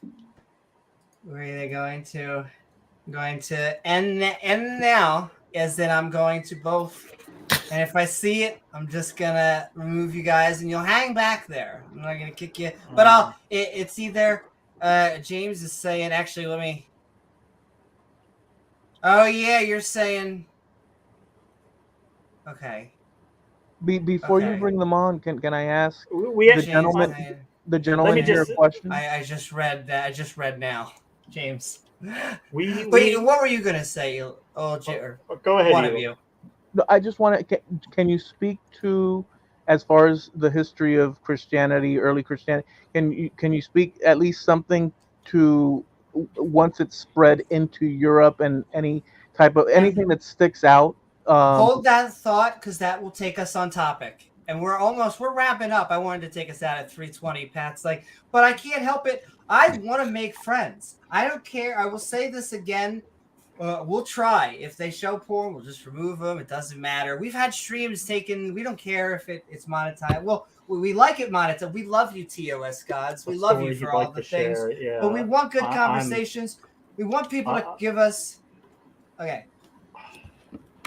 I know. Jesus. So we're just going to remove if it goes back. You guys are back in. If you stay low. Well, Pat's not even showing his face. He's like, If we have like 30 seconds of nobody breaking the TOS, we're going to finish up with Pat going back on topic. Because once again, we don't care if you are a liberal, a conservative, I was doing theist, something or an else. atheist. Come Hello? as you are, just not you. You I can hear mute. us. You're not muted. I we was can hear you. I was in the middle of something. You were in the middle of something. Is it a batting up? Is this like a shtick? Hello? We can hear you. I just unmuted everything. Porn! All right. Yeah. But can I? No, I know you gave me it. He's probably building up a shtick. But can I ask, when you looked at that? All right. I can hear now. I can hear now. Which means he actually has gay porn that he's sitting there looking. Though it looked kind of hot. Please stop. I mean, there's nothing wrong with Yowie. Okay, Pat's like, please stop. He's like, academic subjects. It's true. What's going on? I just came back. Can you hear us? Yes, I can now. Okay. It's a little bit getting something ready on delayed. his phone. No, I know. It's like a setup for a shtick. I mean, like, I like shticks. I'm always on my phone. It's not a shtick. Yeah. Okay. Well, you got about 5 seconds to make a point, or I'm moving you to the back. So wait. Okay. We were talking about what? Christianity? Christianity? Yeah, Christianity. Not the modern day. Not the same. Other friends, his friends totally laughing the fuck. He's like, yeah, good luck, they're having buddy. the time of their life. This is Yeah, what they like I know. like But like I hey, said, I was as a raised Catholic. Polak, I was raised Catholic. I want to repent. I want to we're repent. atheists. You don't have to repent. You can keep on jerking Is off that to okay? porn. Yes. Gay porn, Repent. if Call me daddy. Do it. Even if What is it? I'm not jerking off to anything. we never said you were, unless you're into that. I'm not sort of jerking thing. off to anything, I find that hard especially to believe. nothing like this. Okay. There you go. But don't kick them. Once again, keep them backstage. Let them leave. Let them hit that little shiny X button. Or they'll stay with us the whole time. They'll listen. They'll have some fun. But yeah, Pat, we gave them 2 chances. It's a you on me. That once I get lit, ladies and gentlemen, I cannot help myself. I'm also from Beck is like, what's up, Uncle Beck? I am a Polak. And so, I've spent so much time dealing with people who are like, it's time to put you in the oven, that like tranny porn. That's what we'll be looking at later. So it's like, whatever. Yes, let's put our minds out of the gutter, kind of. Mostly out of it. We can keep it a little bit in the gutter, but mostly out of the gutter. Let's give it back over to Pat. Eli, it looked like you were I can't help myself. Listen, okay? Nonetheless, I know James is like never to a fault. Never I'm again. sorry. Never I again. know. Well, you are right. You were right. And I was looking and you were like, yeah, they were. Okay. Yes, I love Jena. But yes, Pat, we're giving it back over to you. We are talking and eventually go into outros. Modern Christianity isn't Christianity at all. Sounded like Eloy had a question for you. Yeah, if Pat had anything further in terms of Christianity spreading throughout, anything that stands out or that you find troublesome, or just anything that comes to mind with Christianity spreading through, I guess what is now France and so on, just spreading throughout Europe and stuff. I mean, the spread of Christianity is kind of basically after the fall of Rome, let's say. Do you have anything? But it spread quite a bit before the fall of Rome. Remember? Okay, whatever state, you have. Well, I mean, from basically after about 315, 325, depending on how you want to start framing your analysis, you have a forced methodological incursion of Christianity into the Roman space. Basically, between 325 and 381, you have the formal denouncement and constriction of any other religious system besides Christianity. And I'm talking a broad Christianity as orthodoxy, and orthodoxy being what is going to be, quote unquote, the Catholic Church eventually, and the Orthodox Church before the split. You have a marshaling of the Roman political state, which becomes ingrained fully. The earlier state religious system, a pagan system, is replaced by a Christian one. And by 381, you have the formal rejection throughout the Roman Empire of any pagan institutions to basically politically force convert people into Christianity. By the 5th century, the beginning of the 5th century, you have very few pagans left. And by the mid-5th and definitely by the 6th century, we have no pagan institutions left. So the Christianization of Europe was one that was cultural, political, and in some cases military. So this is anywhere the Romans had dominion and control, Christianity was going to be the religion by no later than 400. And the Celtic people across Europe, not even to say what is now the British Isles, but let's say those, I guess, the people that would have been in France, and we'll just call them, the French, if we'll call them that, the ancient Gallo-Romans. That's actually what we call them for the period. The Gallo-Romans. They didn't have a choice. They were converted to Christianity. That region remains largely controlled by Christian entities. There's a little tribe, you may have heard of them. They're Germans. They're known as the Franks. They're going to invade, and they're going to be they're going to convert pretty early to Christianity. They're going to be brought in by a guy named Julian the Apostate, funny enough, but these are going to be Christian Germans. And they're going to kick Arianism pretty fast and adopt Orthodox Christianity. So they're like one of the first large German converts to Orthodoxy. And they're going to be given about a third of what is modern France today. So even though the Roman Empire is contracting militarily and politically, the replacement entities are coming in and they're largely Christian. Now, whether or not they were Orthodox Christian, that's a different issue, because a lot of the early Germanic peoples are Arian Christians, and not Arian with a Y, it's Arian with an I. But they are subordinationists. They're not the normative, Trinitarian concept that most Christians adhere to today. But everywhere the Roman Empire had been, Christianity spread. The British Isles is a unique example, because once, the last Romans, supposedly 410, the last Roman garrisons have left Britain. 420 every day. No. Right. Christianity contracts pretty significantly, but it's not extinguished. And then there's a resurgence during the Anglo-Saxon period. And would it have been in the I don't know if in the British Isles, but would it have been, particularly with the Franks, would it have been something to the effect of that a lot of the or former or descendants of the former, let's say, military leaders, generals from the Roman Empire would have taken the place of I guess governors of specific area, and they would have been the ones that would have continued on governing? And after Pat answers, we are going to get the final person in. I think I don't know if he'll disagree or agree with us. We'll get pseudonym in, but Pat, all yours to answer. Sort of. So when the Romans adopted a concept known as federati, these are basically not citizens yet.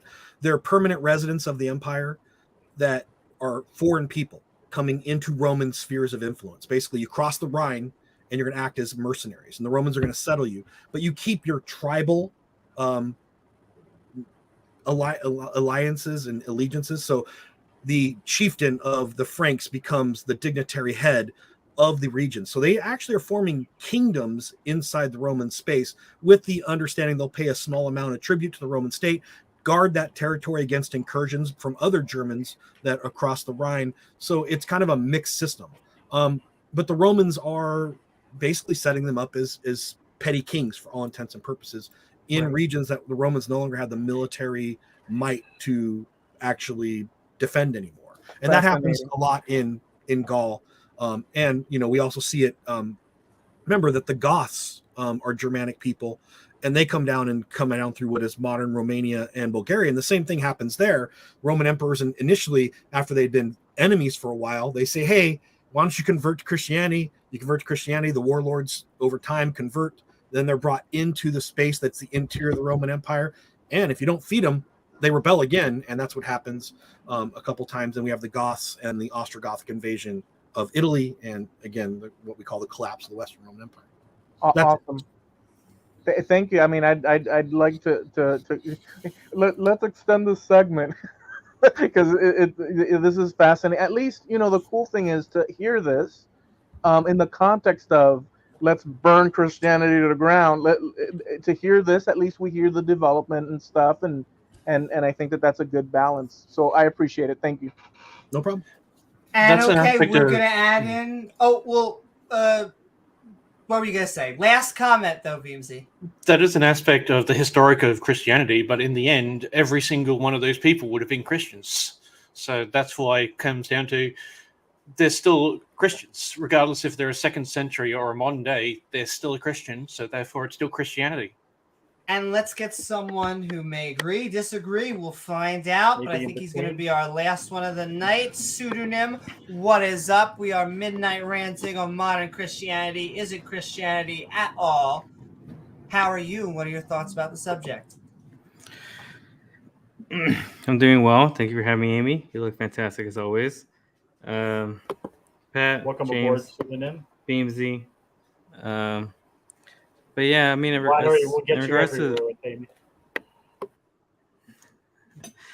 as far as this topic, honestly, I am a theist, but I don't believe Christianity ever existed or exists at all.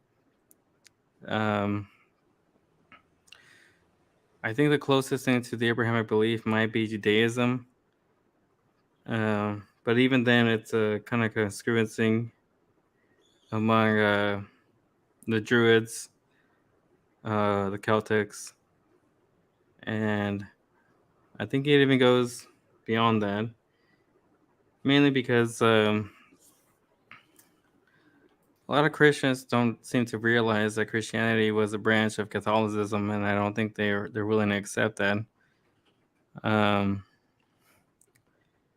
And if Catholicism is a sort of Christianity, then I would have to say that I don't believe in Catholicism, even though I used to be a Catholic. The main reason is because they both hold on to this branch of Jesus, or a person that used to be like Jesus. And I think Pat at one point said that there is a version of Jesus. He's not a mythicist, for sure. So he would have to take on, I guess, the responsibility of saying that there was a version or a person like Jesus, and kind of elaborate what his version of a certain religion would be, whether it be Catholicism or Christianity, even though he was a Jew.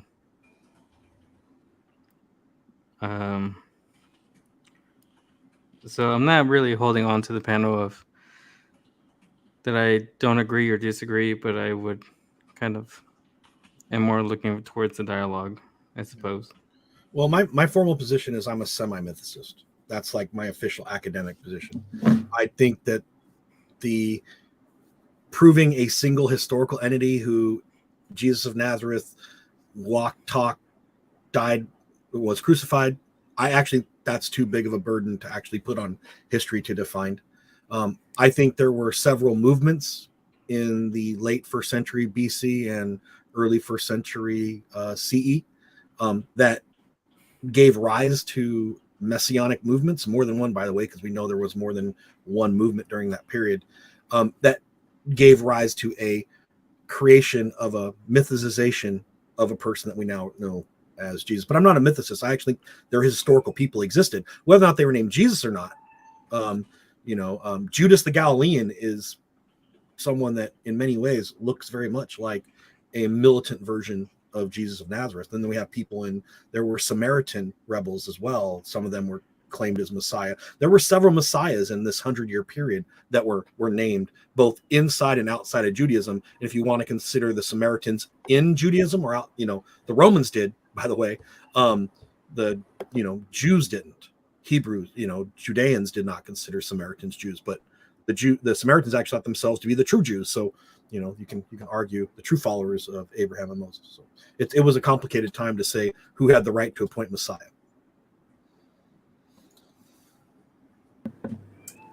And about 5 more minutes of open conversation, then we're going to outros. But Pseudonym, you were going to say, but. Yeah, but all these people had their prophecies, so I think a lot of their prophecies would be considered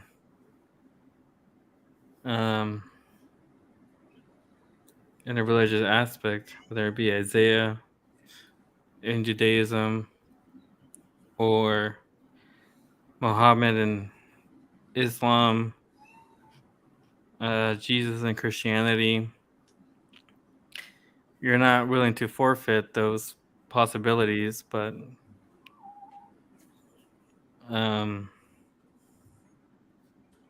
you're willing to inscribe them into history. I guess that's possibility. Right. The movement of Christianity is an undeniable historical fact. That Christians believed in this Jesus guy is undeniable. I mean, we have numerous attestations of what Christianity developed into. Christianity, for good or bad, shaped much of the world as it is today. But that's a Christian argument, right? No, it's a historical argument. It's just reality. Right. We have early Christians who believe in a messianic figure that they believe rose from the dead. So you have like 500 witnesses historically.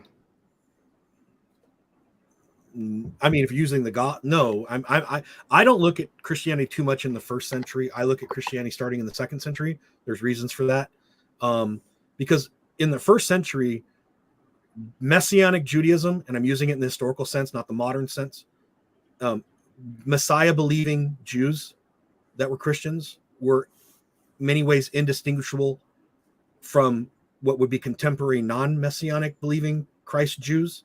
So it takes some time for Christianity to actually be Christianity and not be part of a Judaizing sect of what may have been a very lenient form of Judaism that was allowing a lot of non-Jews to join. We don't know because the archaeological and historical record is very cloudy. But by the time you get to 110, 120, you definitely have something you can call Christianity. Why do we know that? Because people are starting to write authoritative works that end up in the Christian canon, by the way, that are demonstrably sectarian in their construction of what Christianity is and what Christianity is going to be. Defining Christianity at 60 CE is really hard. Defining Christianity at 120 is actually very easy. And that's the reason I, as a historian, I put my analysis always starts in the second century, because there's experts in the first century. And frankly, I don't have the time to become an expert in the first century. There's only so many hours in the day, I mean, that's right. You only read so much. And if nobody has and Flum's 666 is right, when you refer to the term 500, it was more like saying a whole bunch of fucking people. It was kind of like we say, like today we say, hey, it's like, there's like 1 million people who did this, and we don't actually mean million, we just mean a shit ton. And there are a lot of euphemisms like that. How about population? Scratch that. What you said in the beginning,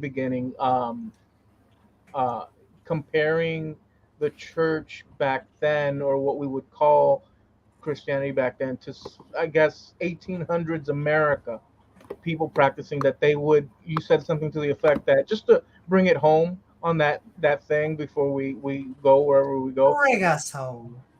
You said something to the effect of that they wouldn't even recognize what the heck they were, looking at each other, Christians in, let's say, the 1800s compared to, the year one, second century, because that's where he's 200.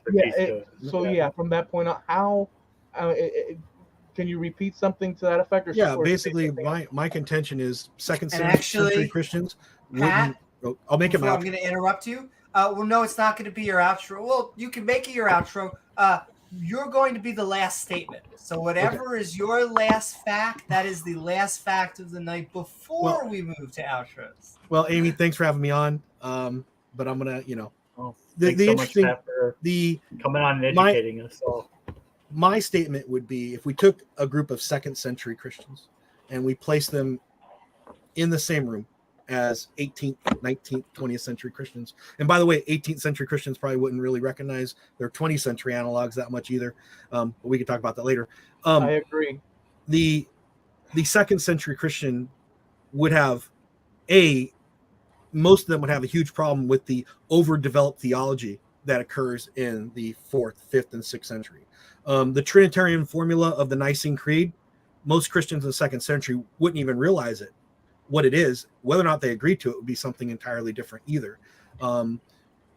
The Christians wouldn't understand the strict doctrinal basis of Christianity. Christianity would look much looser, but the one part that it wouldn't be loose on is the community or communalism aspects, right?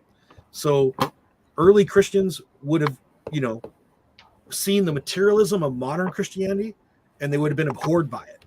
Frankly, they would have ran away screaming in the night going, how can Christians own things, right? And there would have been a lot of problems with, why are so many Christians having bushels of children?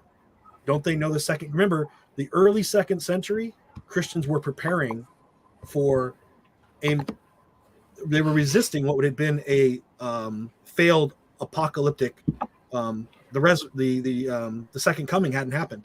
So we see in the early second century a shift in the church. Now we see bishops going, well, it's not going to happen today or tomorrow, so we have to prepare down the road. And by the third century, we see a very different Christianity than we'd seen in the early second, which is, again, why I use this early second century to say those Christians wouldn't really recognize modern Christians today, because the shift in dynamic. That's a very interesting. A few interesting points. And Eloy, I know you want to ask. We love having Pat on, and we love actually the back and forth. But we probably could keep on doing that forever. So we are actually going to move out to our outros, where everyone can say whatever the hell they want, because we have been midnight ranting. I'm pretty sure most of it on modern Christianity isn't Christianity at all. And with that, we are moving on to our outros.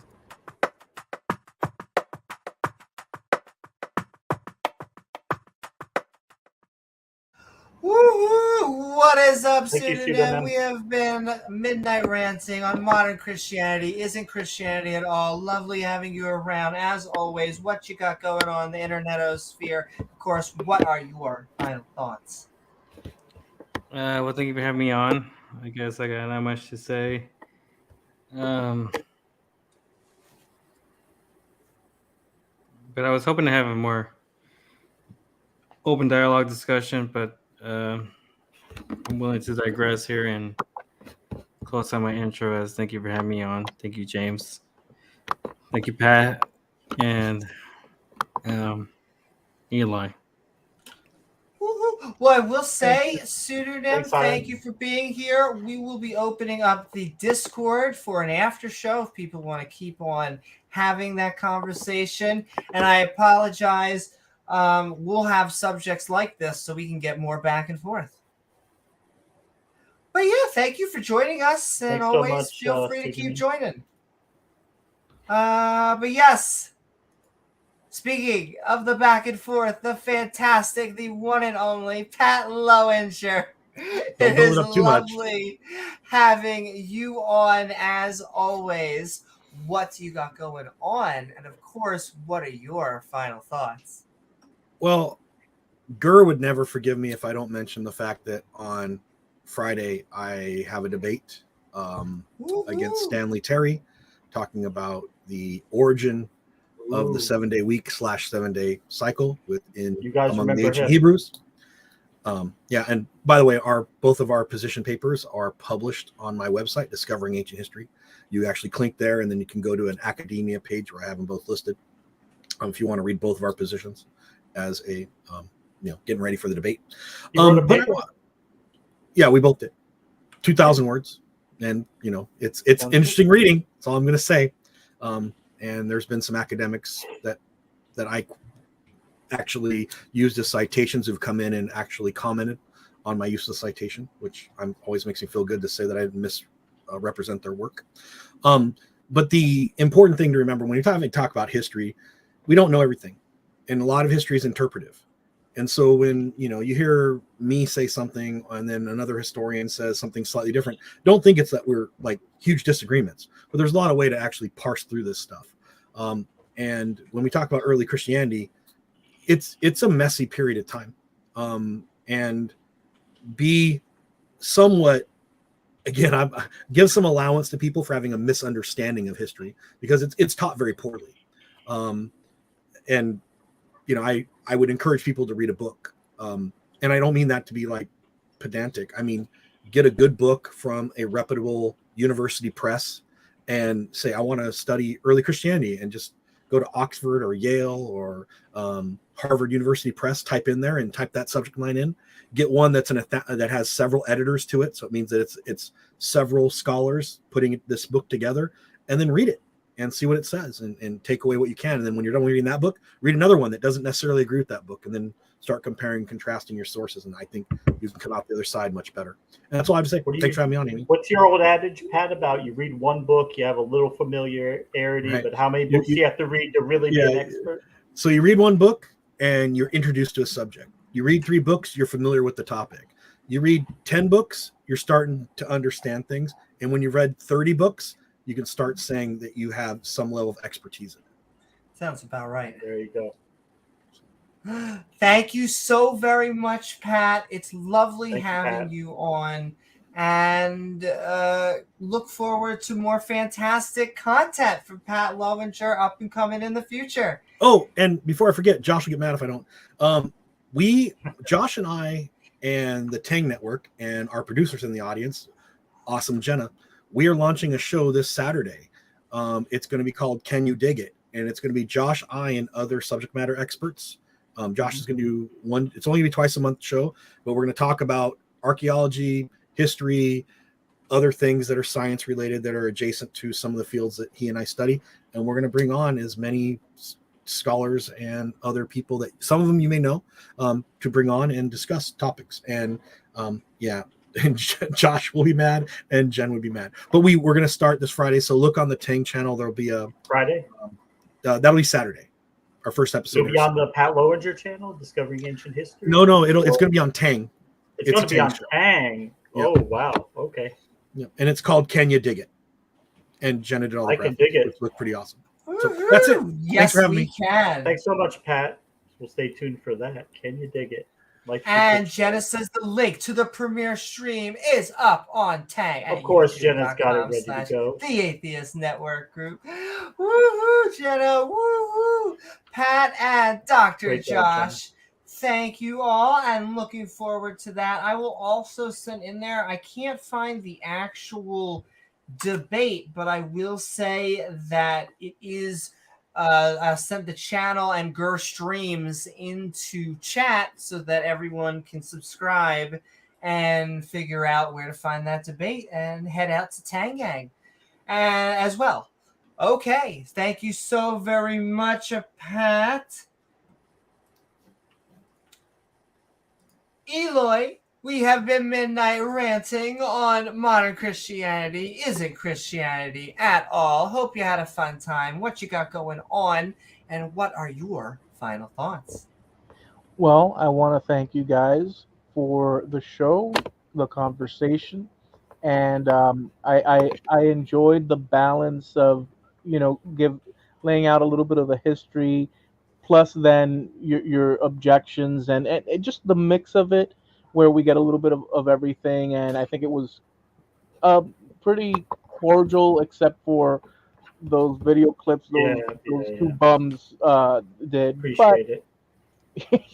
But I wish you guys the best as always. And James, I did want to say that the reason I always go the route that I have no choice, because that's how I that's where my station in life is set at where I go with what I do. But I know you have to do what you do because that's what you want to do. And to be very transparent, I go this route also, and I repeat it a lot.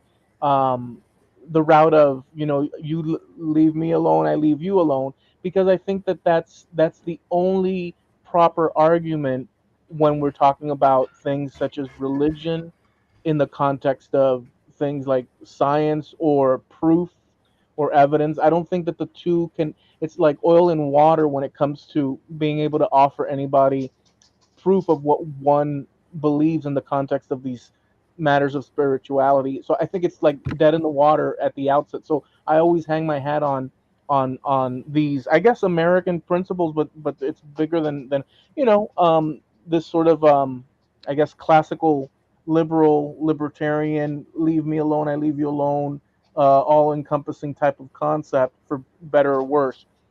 And so that's why I go the route that I do. But I want to thank you guys. Be good. Thanks, Eloy.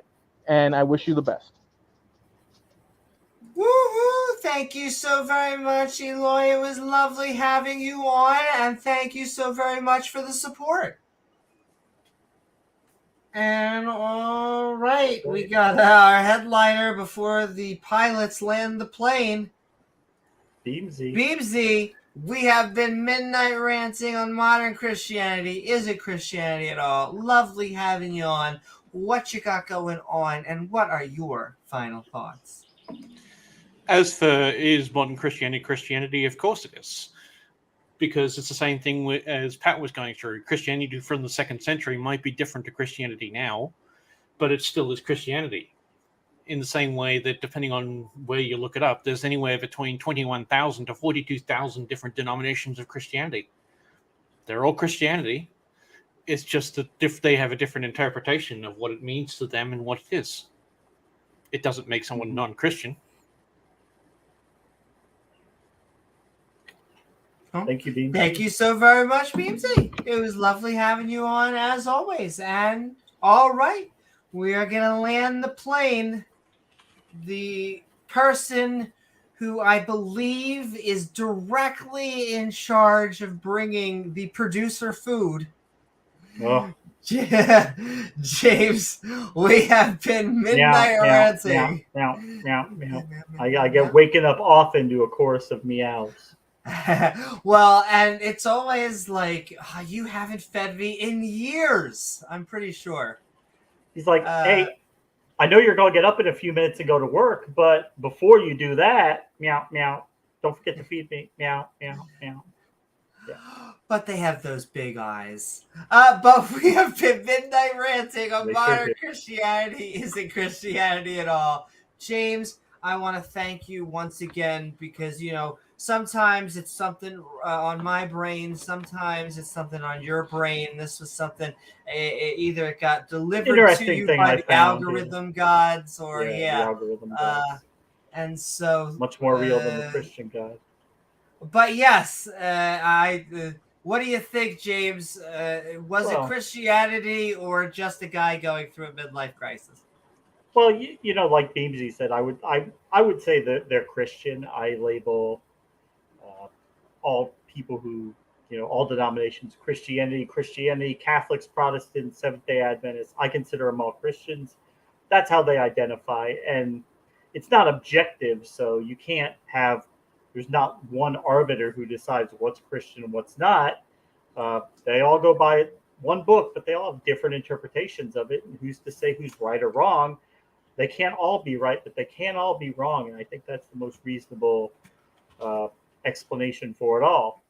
And, we're just preaching to our little corner of the internet. We're not beating down church doors on Sunday and telling people that their Sky Daddy isn't real. If people want to go to church, they want to believe, hey, that's their right. We wouldn't try to take it away from them, but we're just preaching to our little corner of the internet, telling you why we don't believe and why we think you should please stop believing, like the song goes.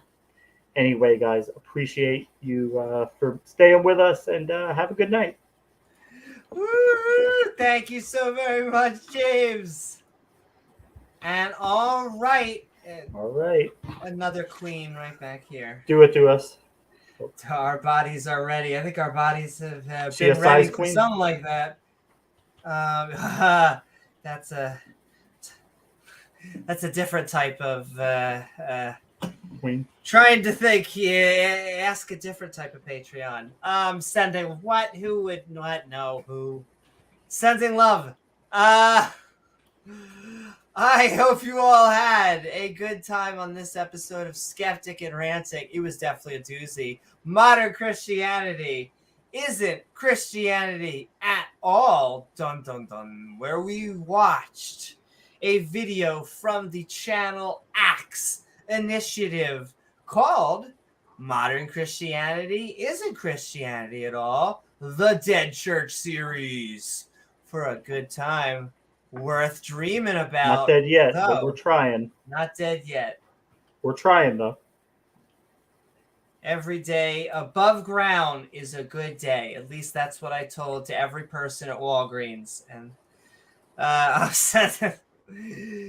love also, I want to thank my co-host, James W., along with our guests, Beamsy, Ding, Eloy, Pat, as things hit the floor, and Sudo. Woo! Thanks, guys. As well as the people in chat, our awesome mods who probably need to be paid for overtime for this stream, and lovely viewers like you who make this channel even possible. If you enjoy the show, please don't forget to like, Follow if you're on Twitch. What's up, Twitch Sphere?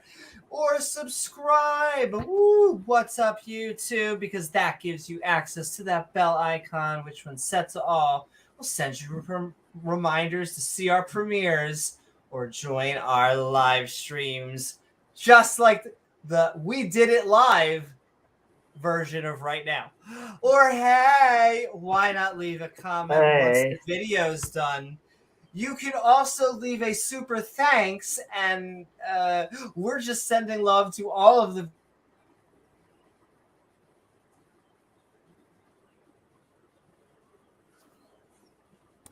Hello? What happened, Amy? Did we lose Amy? Or I think we thought my lost connection Amy. must have cut out. We lost Amy, guys. We'll give her a minute to come back on. I'm sure her browser probably just reset. But hey, we certainly appreciate you guys spending your evening with us. We'll probably be back. I don't know if we're going to be back tonight. It's a possibility. And if not, we'll be back in the next couple of days. I think Amy has a debate. I want to say it's Friday on the Flat Earth, on Modern Day Debate with Snake Was Right, I believe. Is that? Yeah, I believe it's Snake Was Right. And they're going to be taking on Witsit Gets It. And the thing with Witsit is he doesn't get it. Witsit does not get it. So have fun with that one, Amy. She certainly will. I'm going to give her another minute to see if she can come back. I know she likes to say goodbye to you guys before we call it quits. But yeah, interesting discussion today. Anytime we can have Pat on, Pat's a wealth of knowledge, and you see people. It is nice to see people actually interested in learning. People who want to understand history better. People who have good questions to ask about the past. And yeah, we're so privileged that we can be that place on a night like tonight, where we have somebody who does have that knowledge, like Pat does, to share a little bit of it with us. It's yeah, and hope everybody's doing well tonight. We got Amy lost to the void. It's hopefully it's just a browser crash, not anything more serious than that.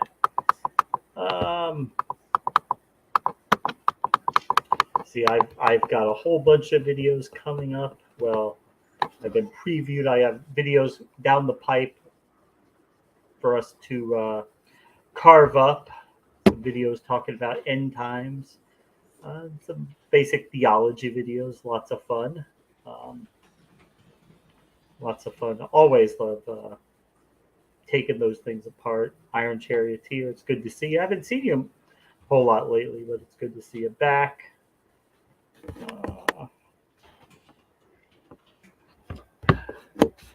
StreamYard link. Yep. 1 second, Amy.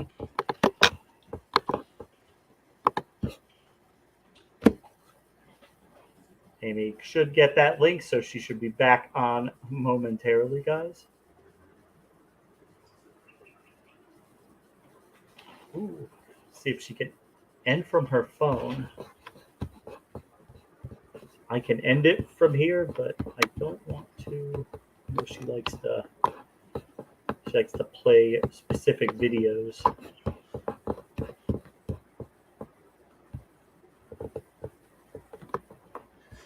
The three of it just could leave, and then it would actually close it down. Yeah, but she likes to play her ending credit. Let me see if I can find it.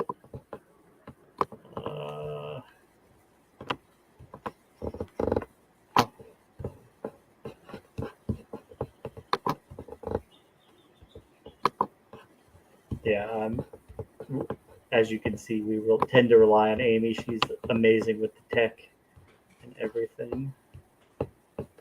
Here she comes. I don't want to play the wrong video. Welcome back, Amy.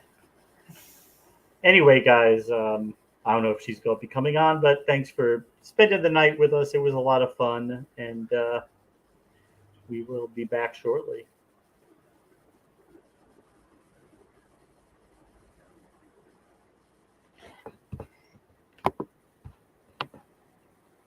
Oh, yeah, I can add you. Oh, I tried to add you. Yeah, we're dying here, guys.